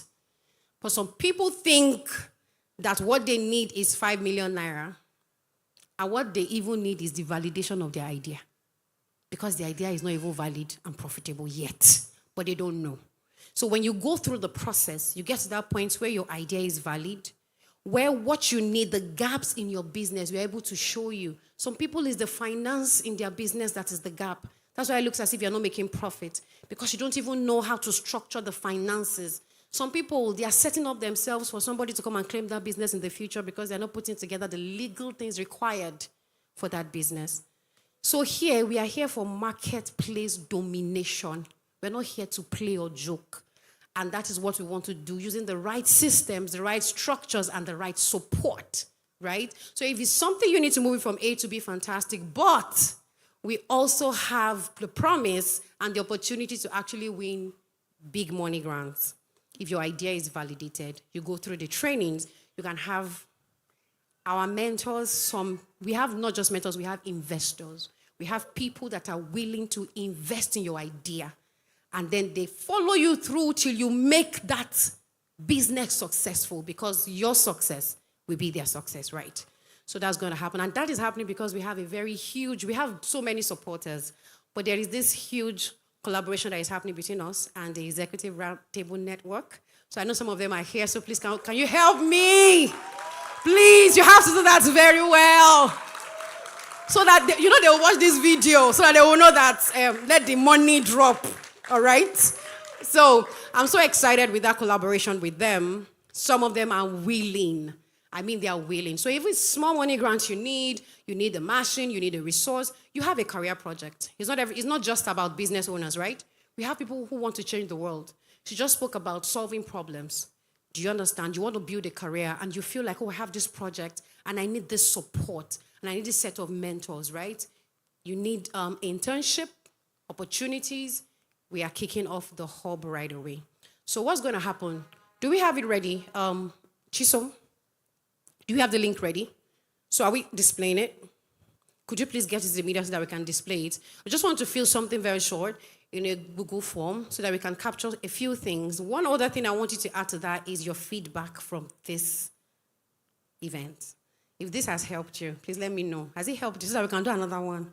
So that our sponsors can help us do another one. Please, can we appreciate the team, the sponsors, so they can know that, okay, let's give this another try. Okay, thank you so much. So I want you to please, that form, put a feedback of how this event went for you, but then put in what you want. If you also registered, we sent you a mail or a text message that was towards if you want a grant or you want business support. Did anybody see that? Can I see your hands if you saw that? Oh, wow. Interesting. Okay.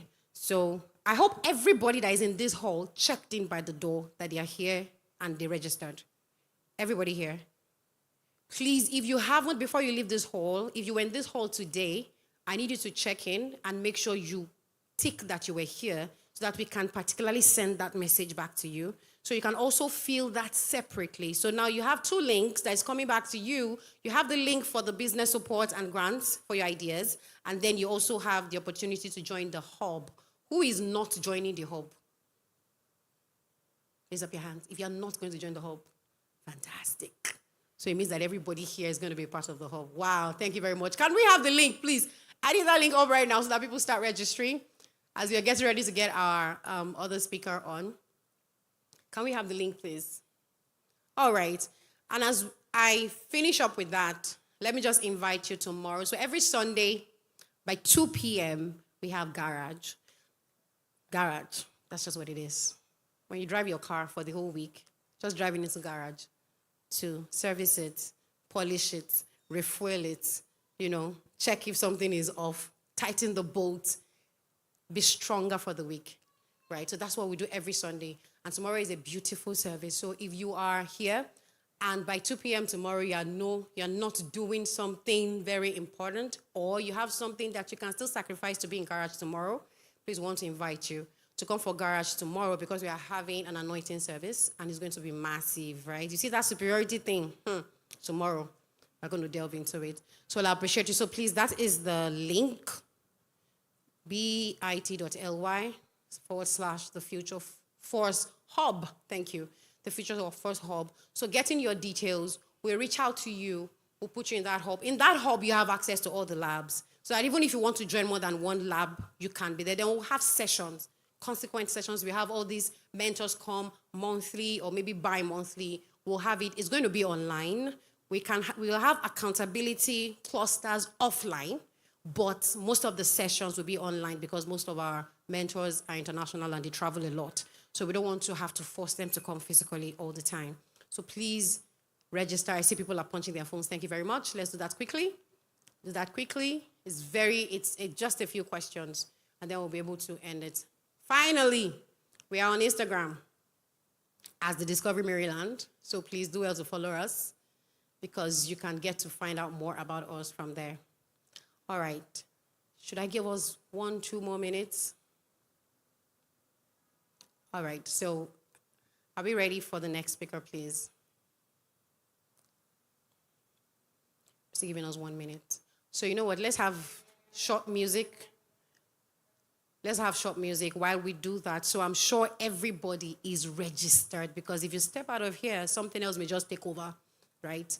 This next speaker, I myself am excited to listen to him. So I'm sure that you're going to have a great time. So if you can just get a little music just to take us through 1 or 2 minutes to finish off registering for the hub. And then from there, thank you very much.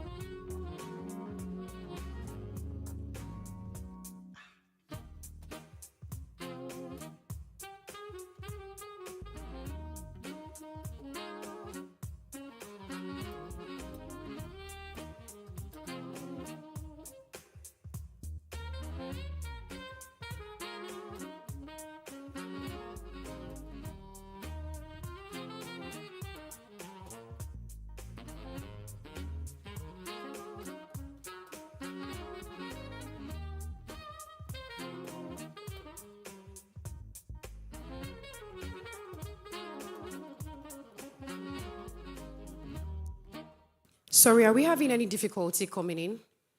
Do you have any difficulty or are we able to do it? Okay.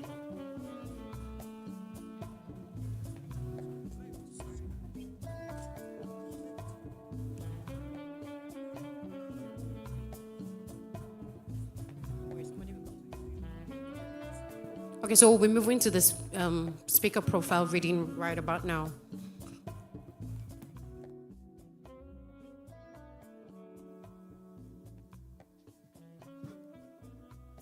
Our next speaker is James Awojobi. James is a seasoned data analyst, data and business analyst. He started his career in 2005 at AXA Mansard Insurance PLC, then known as Guarantee Trust Assurance, after the management takeover and re-engineering done by Guarantee Trust Bank PLC. He has at various times over his career managed various business development units, involved in a wide range of operations across telecoms, health management service, construction and engineering, and the public sector. While at AXA Mansard, he structured and arranged commercial insurance transactions across several business sectors. He has a proven track record of successfully leading various business development and sales initiatives for power and energy firms, construction and energy firms, and public sector organizations. At AXA Mansard, he rose to become the regional head, Northern Region. James holds a first degree in human psychology and postgraduate diploma in data science and business analytics at the University of Texas, Austin. He has attended various courses both locally and overseas in sales and business strategy, strategic business leadership, financial planning, team building, project management, reinsurance, and special engineering insurance, and records and information management. He has undergone several professional trainings as Munich Re, Continental Re, Africa Re, and Prism, now iSigma. Presently, he is the CEO and Managing Director at DataGuard Document Management Limited. James is the first African to receive a participation scholarship and award to the Prism International Conference, that is, the Professional Records and Information Services Management International. James is proficient in making sales pitches and closing deals. His ability to lead teams, nurture and manage key relationships makes him an asset. His financial management skills and understanding of market dynamics is valuable. Thank you so much. I don't know whose profile you're reading. I thought it was so long to read.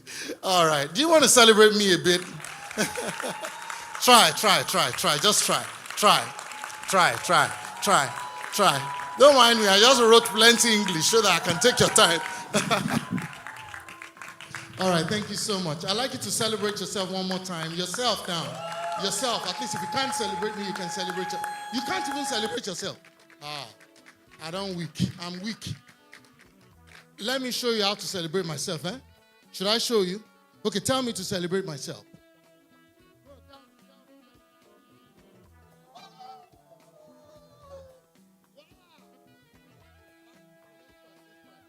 Come on, celebrate yourself right now. Come on. The future force. The future force. All right, thank you. Okay, we will be running pretty fast.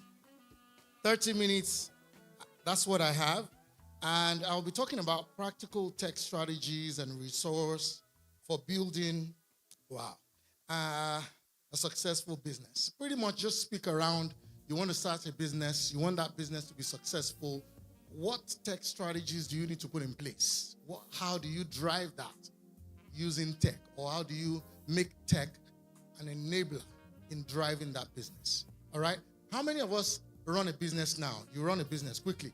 How many? Very few. How many of us work within a business? I don't know why you have to raise your hand. People do this. This is it, if you're bold, if you know what they're saying, right? Good. How many of us would like to start up something very soon?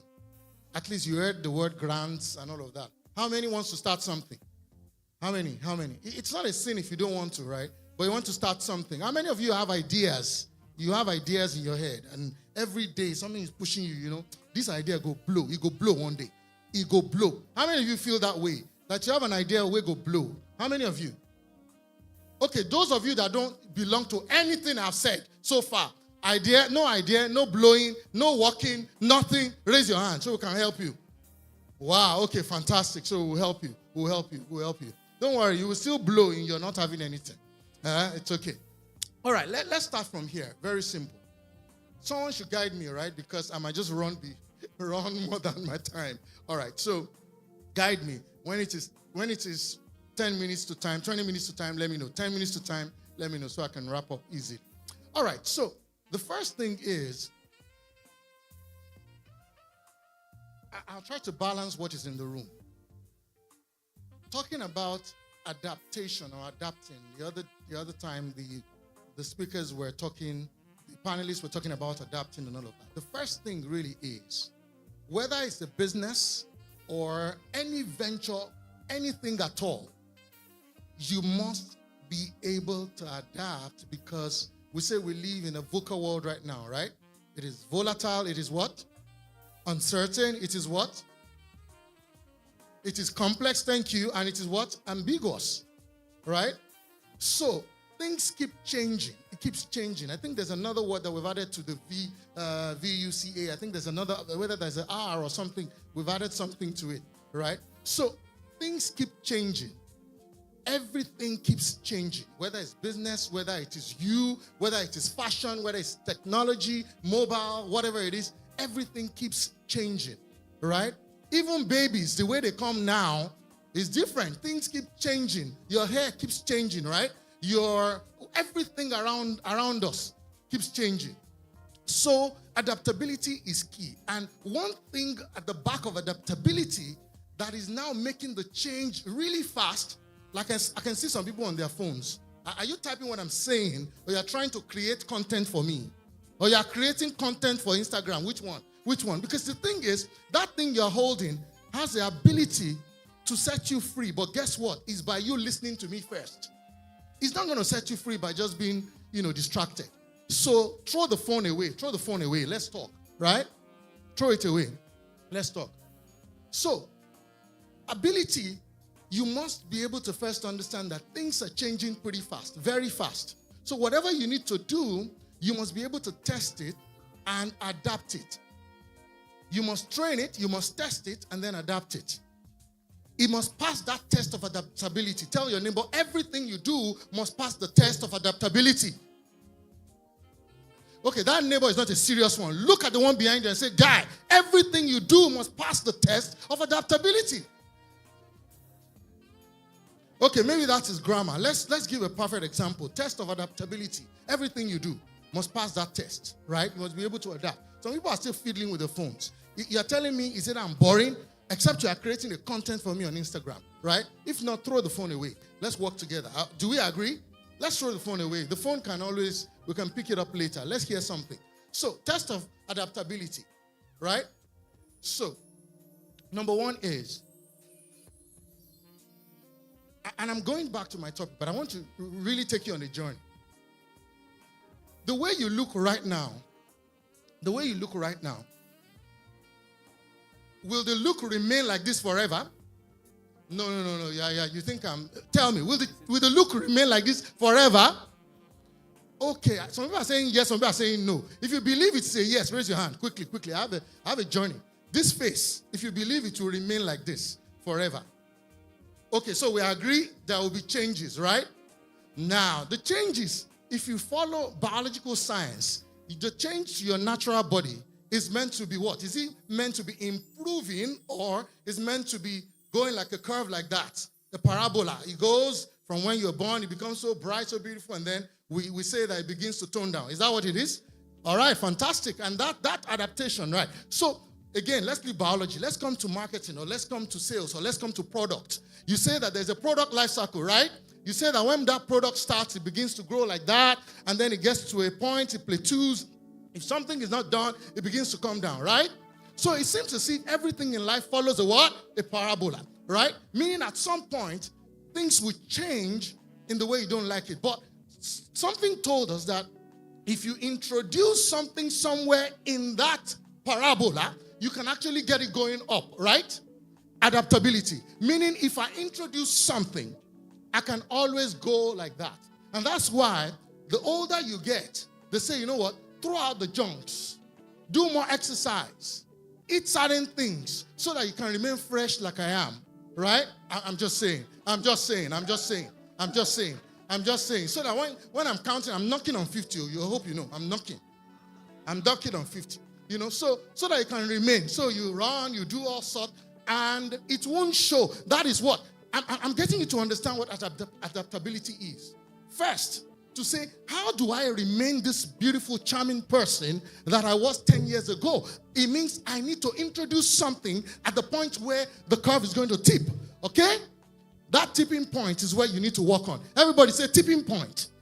So you must understand your tipping point. All right, now let's go back to today's topic. You want to start a business and you want to be successful.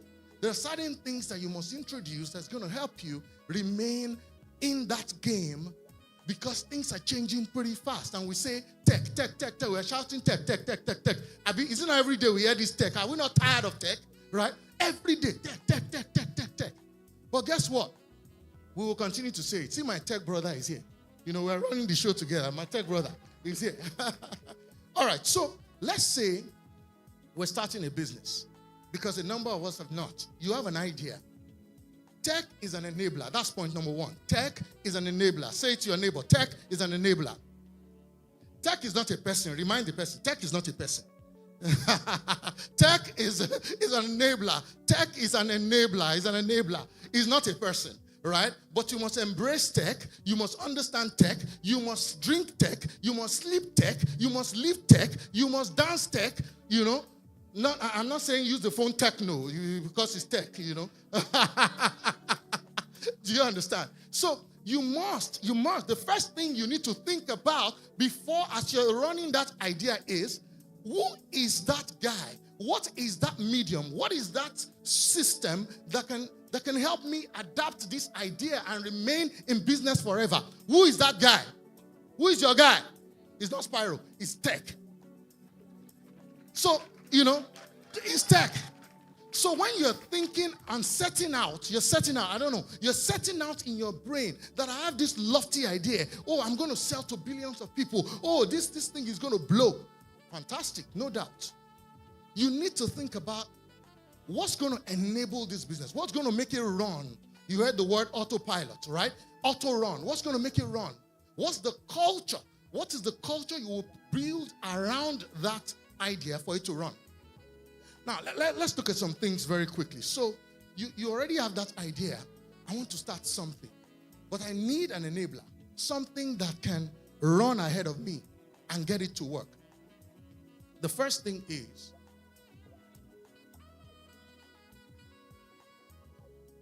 success starts with the ability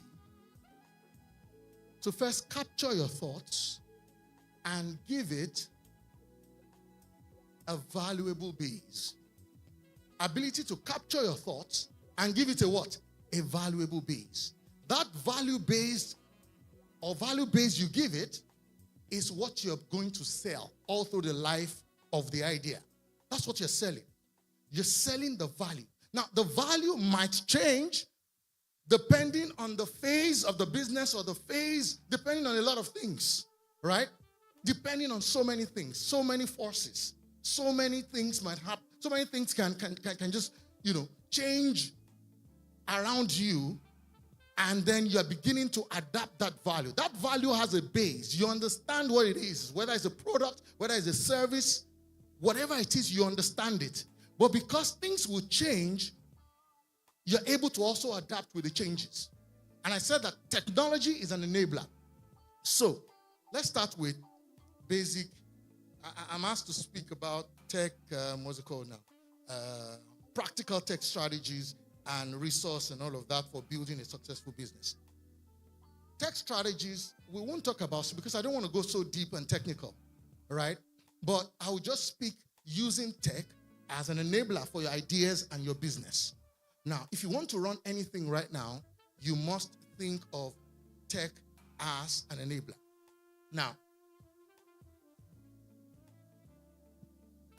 I have an idea, and I've said, I've put it on paper.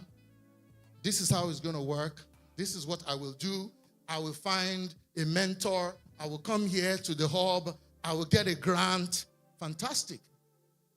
But how will you run that business? How do you want to run that business? Do you want to do brick and mortar? The answer is what is brick and mortar? Anybody? Brick and mortar. When I said you want to use brick and mortar, do you understand what I'm saying? Talk, don't shake your head. We are not a gamma lizard. Do you? Brick and mortar. See, the problem with people is that forming. If I don't know, I say I don't know. If I know, I know. I mean, my brother was beside me, and the question was, someone said ERP. What's an ERP? Anybody? And nobody asked, what's an ERP? What's an ERP? Egungun relational what? What is an ERP? I will give someone Michael. What's an ERP? Why didn't you ask? You don't come for a conference and keep quiet. Bro, what's an ERP? Tell them. Tell them. Let me give him the mic. Someone should give him the mic. Tell them. Because he asked me. He was like, sir, what's ERP? What's it? I hope you remember. Eh? Try it. He's a great guy. Enterprise what? He's a great Enterprise resource planning. Fantastic. Clap for the guy. He knows ERP. He's taking something out. So, brick and mortar, by the way, he will explain what ERP. I explained to him what it is. Now, brick and mortar, when we say brick and mortar, we're saying your business operates within a wall. You must have an office. You must have a brick and mortar. That's what I'm saying. Brick, mortar. Do you understand? Block, cement, brick and mortar. No. So businesses today a lot of businesses don't need brick and mortar, right? Meaning you can operate from where? From anywhere. So we call it what? Anywhere operations. Say anywhere operations. So the first thing you must think about when you're setting up your business is anywhere operations. Tell your neighbor. I didn't say anywhere frustration. Anywhere operations. Anywhere operations. Meaning anywhere you are, you can be selling. So how much money have you made here today? Tell us. Whilst you're seated. How much money? Hello, sir. Have you made so much money? Because I like the way your confidence, as in like, who are they? I like your confidence. But are you making money? Not yet, but you make plenty, right? So, anywhere operations, that's the first thing, a tech strategy you must have to run your business. When we say anywhere, Momsi, is there anything you're discussing? You want to share? It's like you do anywhere operations, right? Because I see you've been chatting about it, Listen, let's do it together. So, anywhere operations must be the first thing you want to think about. What is it about? Number one strategy is anywhere operations. Don't forget. What anywhere operations is saying is that regardless of where I'm at any point in time, I can run my business and make money. I can interact with the world and make money, right? That's what anywhere operations is all about. And how do you do that? The first thing, when you talk about anywhere operations, what comes to your mind is what? The cloud. Is what? The cloud. If you go outside now, you will see the cloud, right? Yes, you see the cloud. So cloud computing is one of the key strategies that you must deploy as you're thinking about your business or as you're starting out. To say, I'm not going to depend on brick and mortar. Some people, depending on what you want to do, right? Some people, you need to, even in the inventory space, you can do co-location. You don't necessarily need to have an office. You can go to various virtual hubs and sit down there, right? And share a room with a friend, right? You can start in your living room. You can start in your bathroom. You can use your bathroom as your what? As your headquarters. And then that phone that you have been pressing since afternoon or since morning, the way we call it, becomes your what? Your major tool that is delivering the value to your customers. Right there in your headquarters, which is your bathroom. No, not my own, your bathroom. All right, so anywhere operations. You want to ensure that as you set that business up, if you are going on the way, money is entry. If you are sleeping, money is entry. Anywhere you can work and you can have access to the tools you use for work. And that's why you have to leverage cloud computing. Right. And today you hear things like, if you, in your phones, or maybe for those of you who have laptops, you have OneDrive, right? OneDrive, That's a very simple one. The simple one, OneDrive, so you can keep all the things you're making, your invoicing, everything has to be born digital. So point number two, apart from, I talk about anywhere operations, your information, your tools, your business asset must be born digital. Everybody say born digital. Why are you born? Born digital. All right. Who knows what born digital is? Hello? Born digital. You have an idea? Born digital. But you know what to born is, Sabi? What is it? What does it mean to born? To give birth, to something. To conceive something. Just give birth to something, right? So when you say give birth, born digital. Yeah, add it now. Give birth to digital, right? But literally, you're not giving birth to digital. What we're saying is, whatever it is you are using within the Anywhere operations, make sure they are not physical. Make sure they are digital. So you have things like your form. Look at this link now. The link is born digital because we did not give you any physical paper.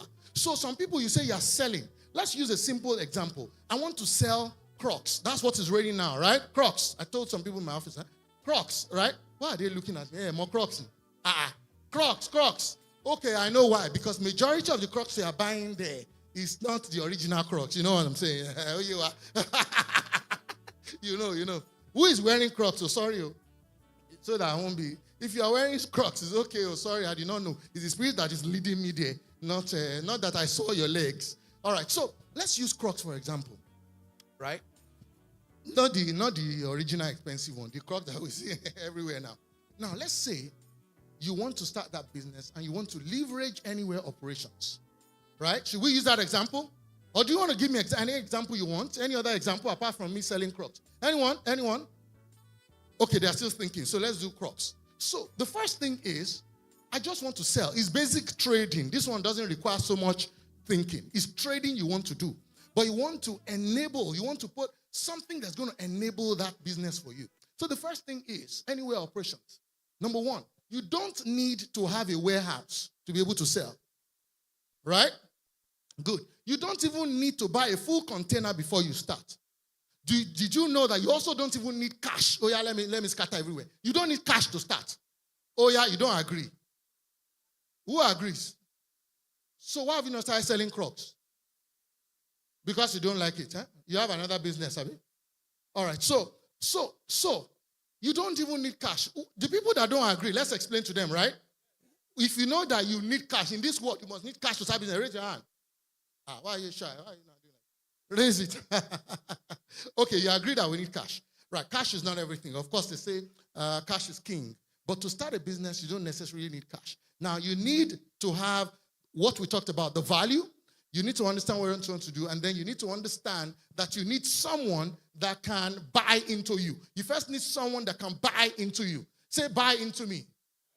The challenge we see now, this is not part of the script. The challenge we see today is that there are people cannot buy into you. That's why you don't get money. That's why you don't get money. Because the money you get, it goes to Peruvian care and then what? To buy phone. People cannot get value from you. That's why they're not buying into you.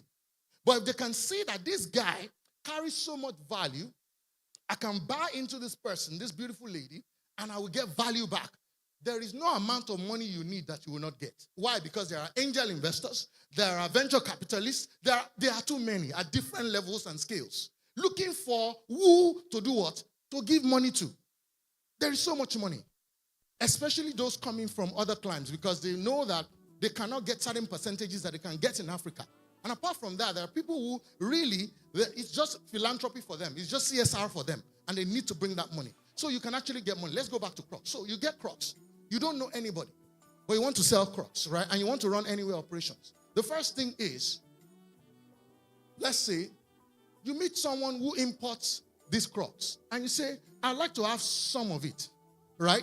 So you can say, you can start with 20 pairs. 20 pairs, right? 20. And you go to this person, he gives you 20. You know you don't have a store. You know if you carry it to your house, your siblings will start wearing them, basically. You know? Or you will see your neighbor that say, this is so beautiful. Let me be paying you 1 naira every month. And then you can't make any spread. So you look for this man and you say, okay, I need 20. But guess what, sir? Can you keep it there for me?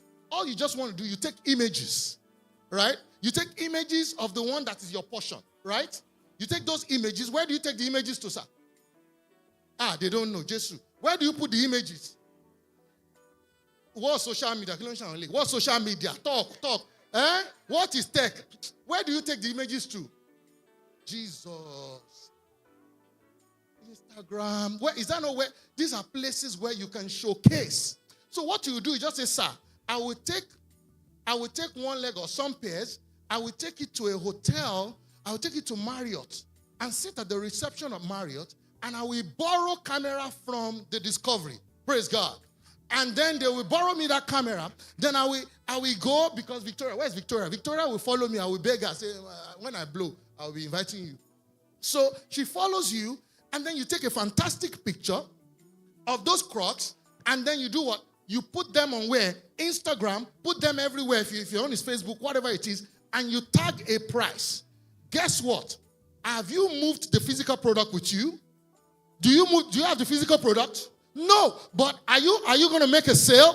You will make a sale. People will start seeing that and say, we love this. We love this Crocs. So fantastic. How much is it? You put a price there. You got the Crocs for 1,500, but because of the quality of the image, you're selling for 20,000. So the man that gave you the shoes gave you at 1,500. You, because you have improved the value by going to Marriott and created an environment for those Crocs. Do you understand? You have elevated the value of the Crocs. And then you sell 20K per pair. Now, someone sees that on Instagram, say, I love this shoe. How much is it? You say, it's this amount, right? Anywhere operations, right there on your phone. Guess what? He says, I want to buy.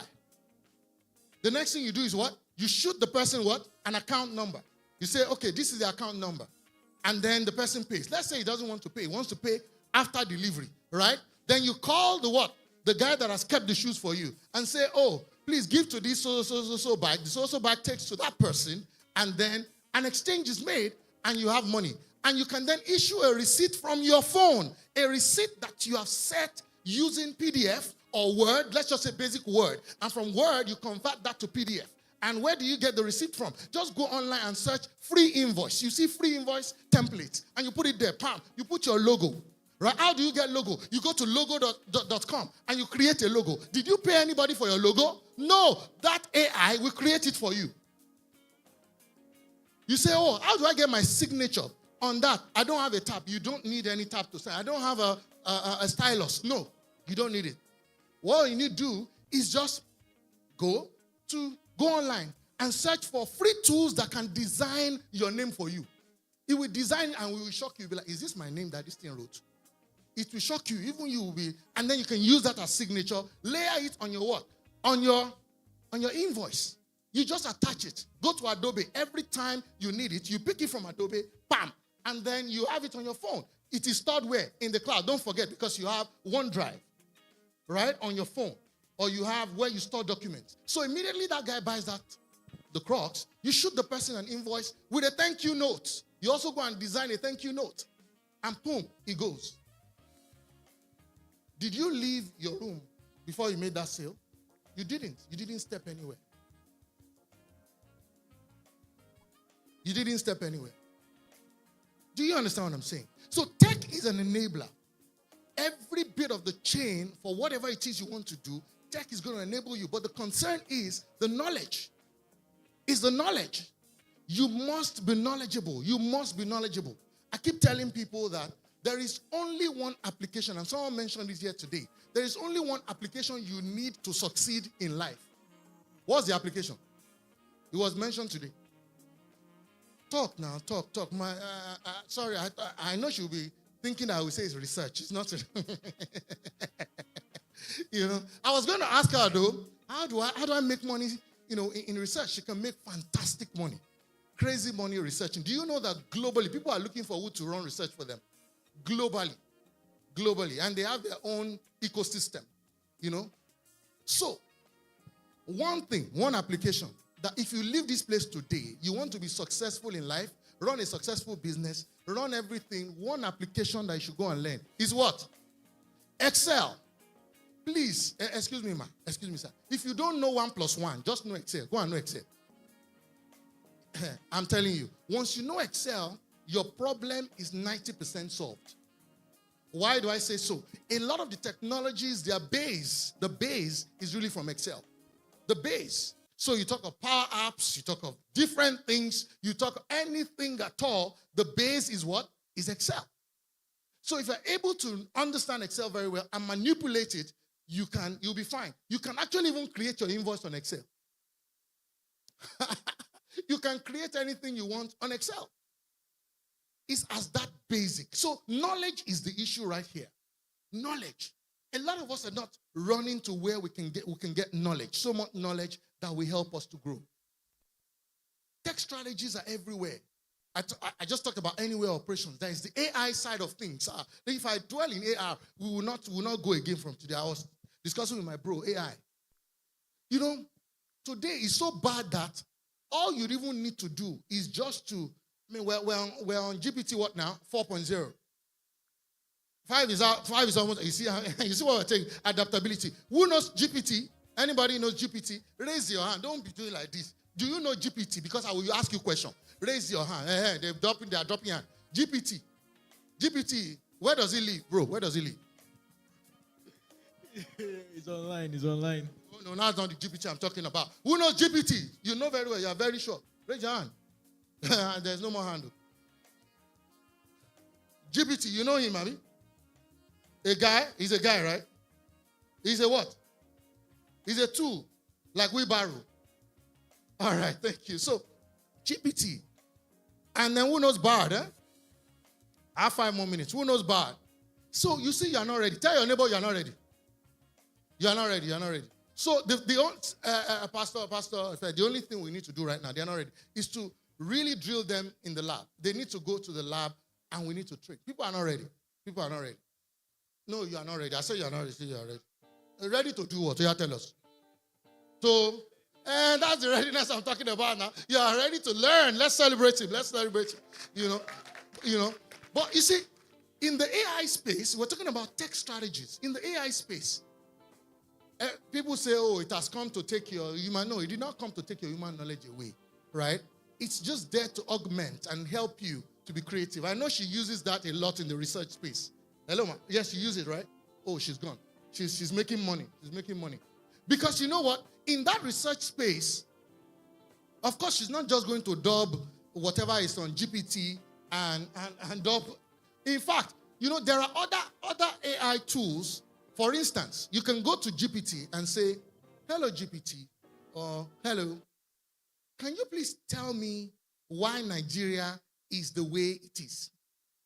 GPT will give you why Nigeria is the way it is.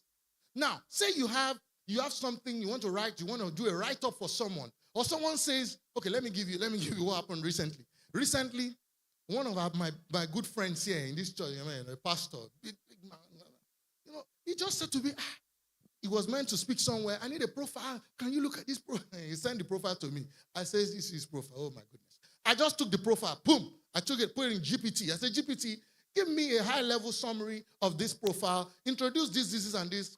Bam! He gave me in less than 2 seconds. I have everything. I didn't stop there. I carried it. I took it to Quillbot. Do you know Quillbot? You know Quillbot? Where does he live?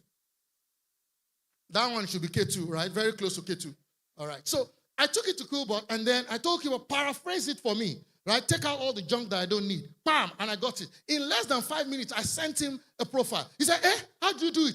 You're so good. I said, yes, I'm that good. Tech strategies, huh? You see, I don't even want to go into things like, if we're doing fintech, all of those is too big. It's big grammar. Let's just start from basic tech strategies that can help you. It can help you.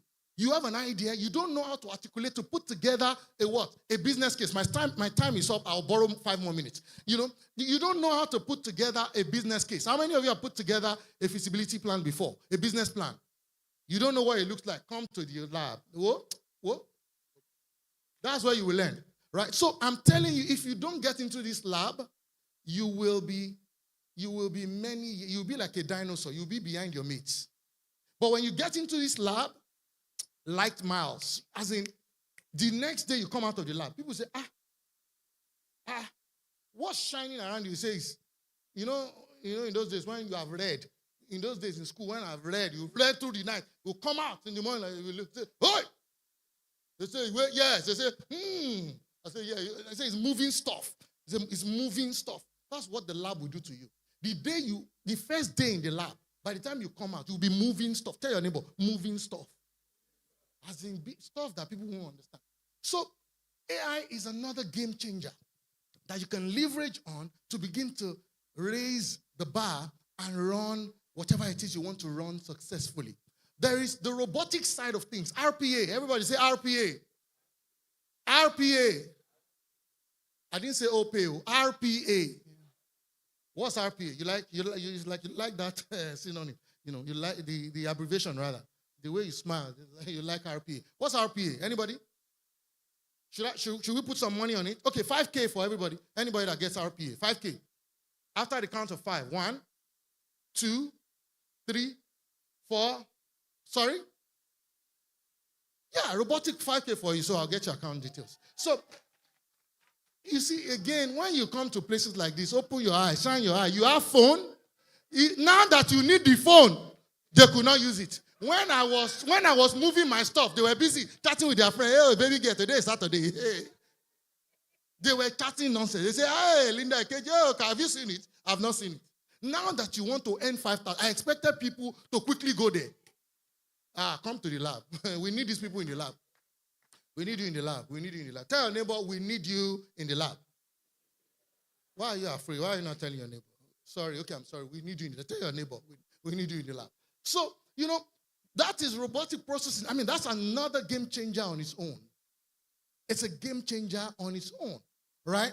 We talk about cloud computing and all of that. It would help you to just build a base. By the time you start thinking of how to run your business, you will just be thinking in those directions.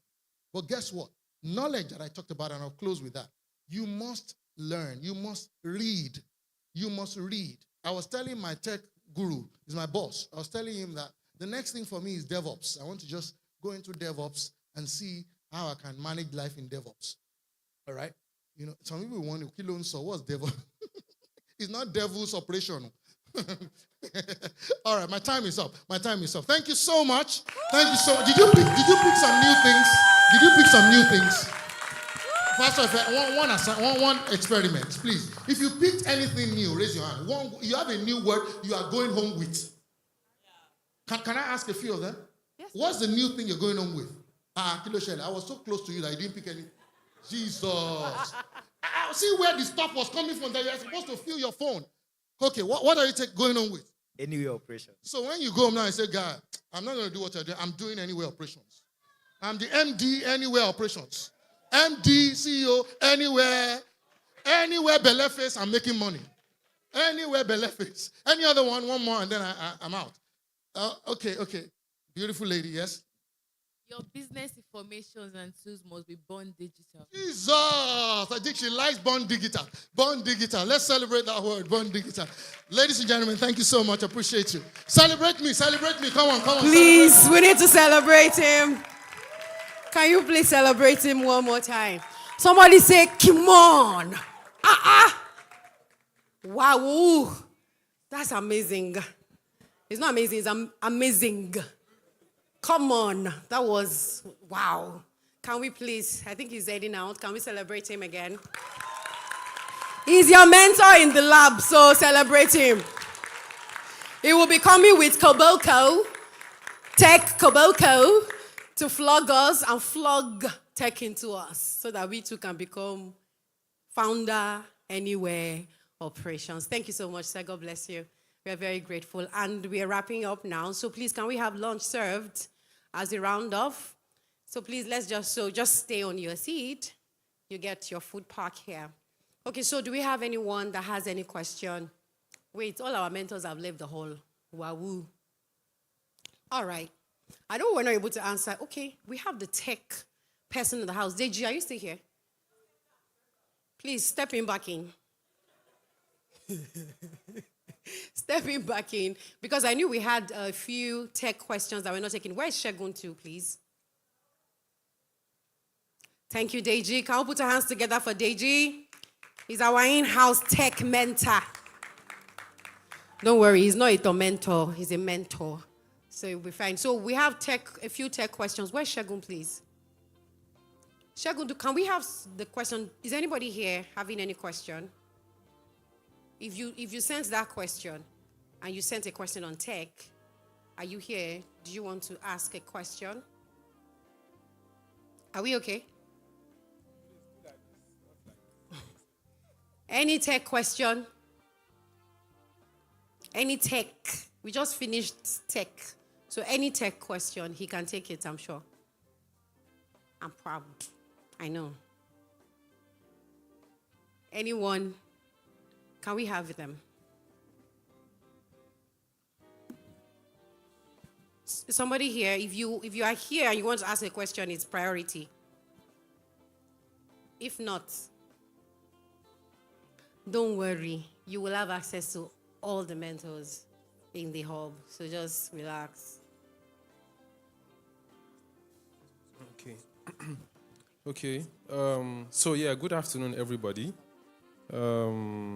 Yes. So the first question says, where can someone find useful resources to learn tech skill, like business analytics, for someone trying to switch career into the tech space? So the truth is, I think I mentioned it in my session the other time that so far from my day one in tech up to this moment, I've not had to pay a dime to anybody, right? So number one thing, your first leverage is the internet. It was mentioned, it just mentioned about GPT now, right? If you go to ChatGPT today and ask it, how can I start business analytics? Trust me, what it's going to give you is more than what Google itself is going to give you. And that is just the truth, right? So, but however, there are a couple of, a couple of websites that I'm going to recommend to you. Firstly is YouTube. The amount of knowledge on YouTube is too much for one person to make use of. There is a lot that you can see on YouTube. That is number one. Now, these are our popular websites that we would always buy courses for at 2,500 naira. How many of us know that website? Like this. What's the name? God bless you. We have a lot of knowledge on Udemy. Trust me, there's a lot of knowledge on Udemy. However, there are also a couple of platforms in Nigeria too that would also offer business analytics, right? But because of the fact that not a lot of people are delving into, business analytics, you will not always see them outside. But again, when you go to YouTube, you'll be able to see. When you go to Udemy, you'll be able to see. Also, there's w3schools.com. When you go to w3schools.com, you'll be able to see almost anything you are looking for. So that is for business analytics, but not just for business analytics alone. If you intend to learn front-end development, back-end development, DevOps engineering, cloud computing, full-stack development, mobile development, AI, machine learning, almost anything in tech, it's online, right? So, and there's this popular tech school online too now, Alt School Africa. How many of us know Alt School Africa? Okay, if you don't know Alt School Africa is ALT school, then Africa.com. I think their diploma is 25K, if I'm correct. If you calculate the price you use for actually, doing your sub in a month, it's almost more than 25K, so you can always do that. And also, yes, okay, so for someone who, there's a question here. This person says, I'm a newbie in the tech industry, still trying to acquire the basic knowledge of IT, as I've had lots of not so pleasant experience. How do I... Okay, this question is not complete, but however, if you are just starting out in tech, like I told them, firstly, the first thing you need is your own will. If your will is not there, you're not going to do anything, right? You need your will, number one. Number two, you need curiosity. Again, the fact that you own an iPhone today, and then you tell Siri, hey, Siri, call my mom, and then Siri calls your mom, and you yourself, fear no hold you. Say how Siri they know who my mama be. If you are not curious to know how these things work, it will be very, very hard to move in tech. And again, like I would always say, me, myself, God is at the center of my own life. You need God if you are doing tech. Trust me. If you have God, you are not just going to move, you are going to move fast. And you are going to move very fast. What took people 5-7 years, you are going to be there in 5-6 months. I can tell you that because it happened to me. Right? In less than 8 months, learning tech, I got a job. In less than 8 months. I can tell you because it happened to me, right? So you need God. Number 4, you need a laptop. Don't let anybody lie to you. You need a laptop. And it's not the laptop that you open ordinary picture, you start hearing the fan sound. You need a laptop, a good one, right? So I think that answers that. Okay. Okay, so this person says that I am very determined and ready to develop my tech skills, but I find it hard to do online courses as I'm not good with the basics of it generally yet. Like you said, you are not good with the basics. It's just like trying to build a house and you don't have a foundation. Oh yeah, tell me, what are you building? Right? So, number one, come to the hub. Number two, one thing that I will always say to people, so quite a number of people find it hard to submit to people, which is understandable. We all grew in different ways, in different capacities, but one person that you can always have is someone by your side. Imagine you and somebody learning tech today. You are learning mobile development, and the next thing you see, the person has already started building an app like UBA, and you are still learning how to write a string in the language. Something starts telling you, what am I doing with my life?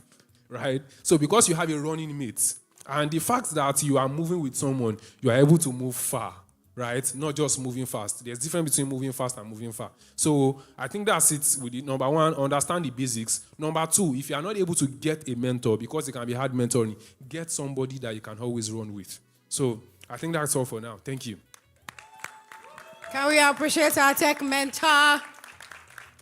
Do very well. I'll collect your food. Clap very well.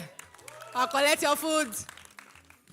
Thank you very much. So I really want to, if you've had a great time today, can I just see you wave? Thank you. We're so glad we prepared for today. We are glad you had a great time. But I want to invite you tomorrow for our garage service. Can we have it? We have what we usually do every other month, and we call it Spark Sunday. So tomorrow, see somebody's excited, like, yeah, Spark Sunday. So we have Spark Sunday tomorrow, and it's at 2 p.m., and I want to specially invite you. You will have a great time.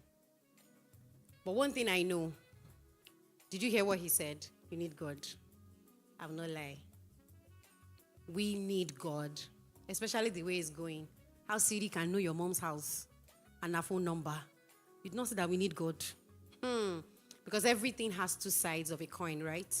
So the way tech is an enabler is the way tech can be a crusher. Some people have lost their minds. Some people have committed suicide in the name of jumping on all these things because they lost everything, right? So skills is very important. If you know me very well, you know we've been teaching on workforce. I've been talking about your career. Your career is deep.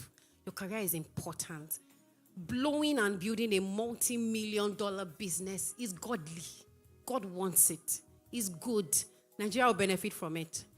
But that can only happen when, because you are a spirit, that spirit is alive and strong. That's the truth. After your spirit, your soul. In my mental health space, you see some people, do you realize that one of the symptoms of depression is hyperactivity? So why some people go to one extreme of reclusing and just staying and not talking to anybody and going down, down, down, some people become hyperactive. They're jumping everywhere. You think they're excited, and all of a sudden, they take a rash decision. And you're like, but we thought she was fine. She wasn't fine. She was covering up something, right? Is why we will not say all of this and talk about the fact that this is also about your spirit and your soul. Okay? So you have to give attention to your spirit. Because as you become AO, Abi, anywhere operations, Abi, please, which other entities are anywhere operations? Which other entities? We dey Africa now. Why people they do as if now UK we dey? Which other entities are anywhere operations? Village people. Yes. Demons. Principalities and powers. Rulers of darkness. They too, they are what? Anywhere operations. So if you want to enter that space, you better be ready. You better be equipped. When they ask your name, you better answer them. You better enter a space. And like demons were screaming when Jesus entered a space, they start screaming.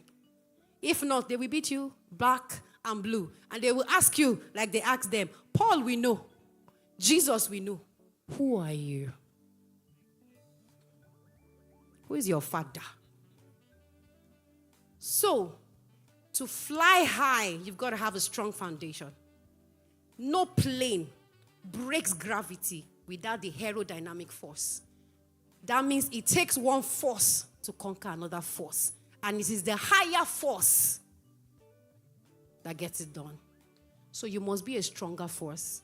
That's why we call ourselves the future force. It's not a slang. It's the truth. We are stronger. We are bigger. When we enter the tech world, we also navigate the spirit world. So as we are downloading, we are fixing. We know there are other people that are contending for the same space. Did you see what TikTok has become? Because there are spirit forces. There are other anywhere operation forces that are also fighting for these tools. So as you want to enable your work with tech, enable your work with skills, you've got to be spiritually fortified, covered, strengthened. When they say, oh, do you hear what did you say? You find 3 sisters that we say, ha, ha, ha, ha, ha. And they will say, sorry, we are very sorry, man. We did not know that this is how strong you are. Because, let me end this. They will test you. You will be tested. Tech tells us that. Deji, whoever releases a product without testing it? Techo, have you ever released a product in the market without testing it? The what? It's going to fail. So you will never be released to that level until you are tested. Tech teaches us that. And you'll be tested spiritually, be tested with your soul, mentally, mind, and you'll be tested with your skill, the works that you can deliver. So that's why we want every aspect covered.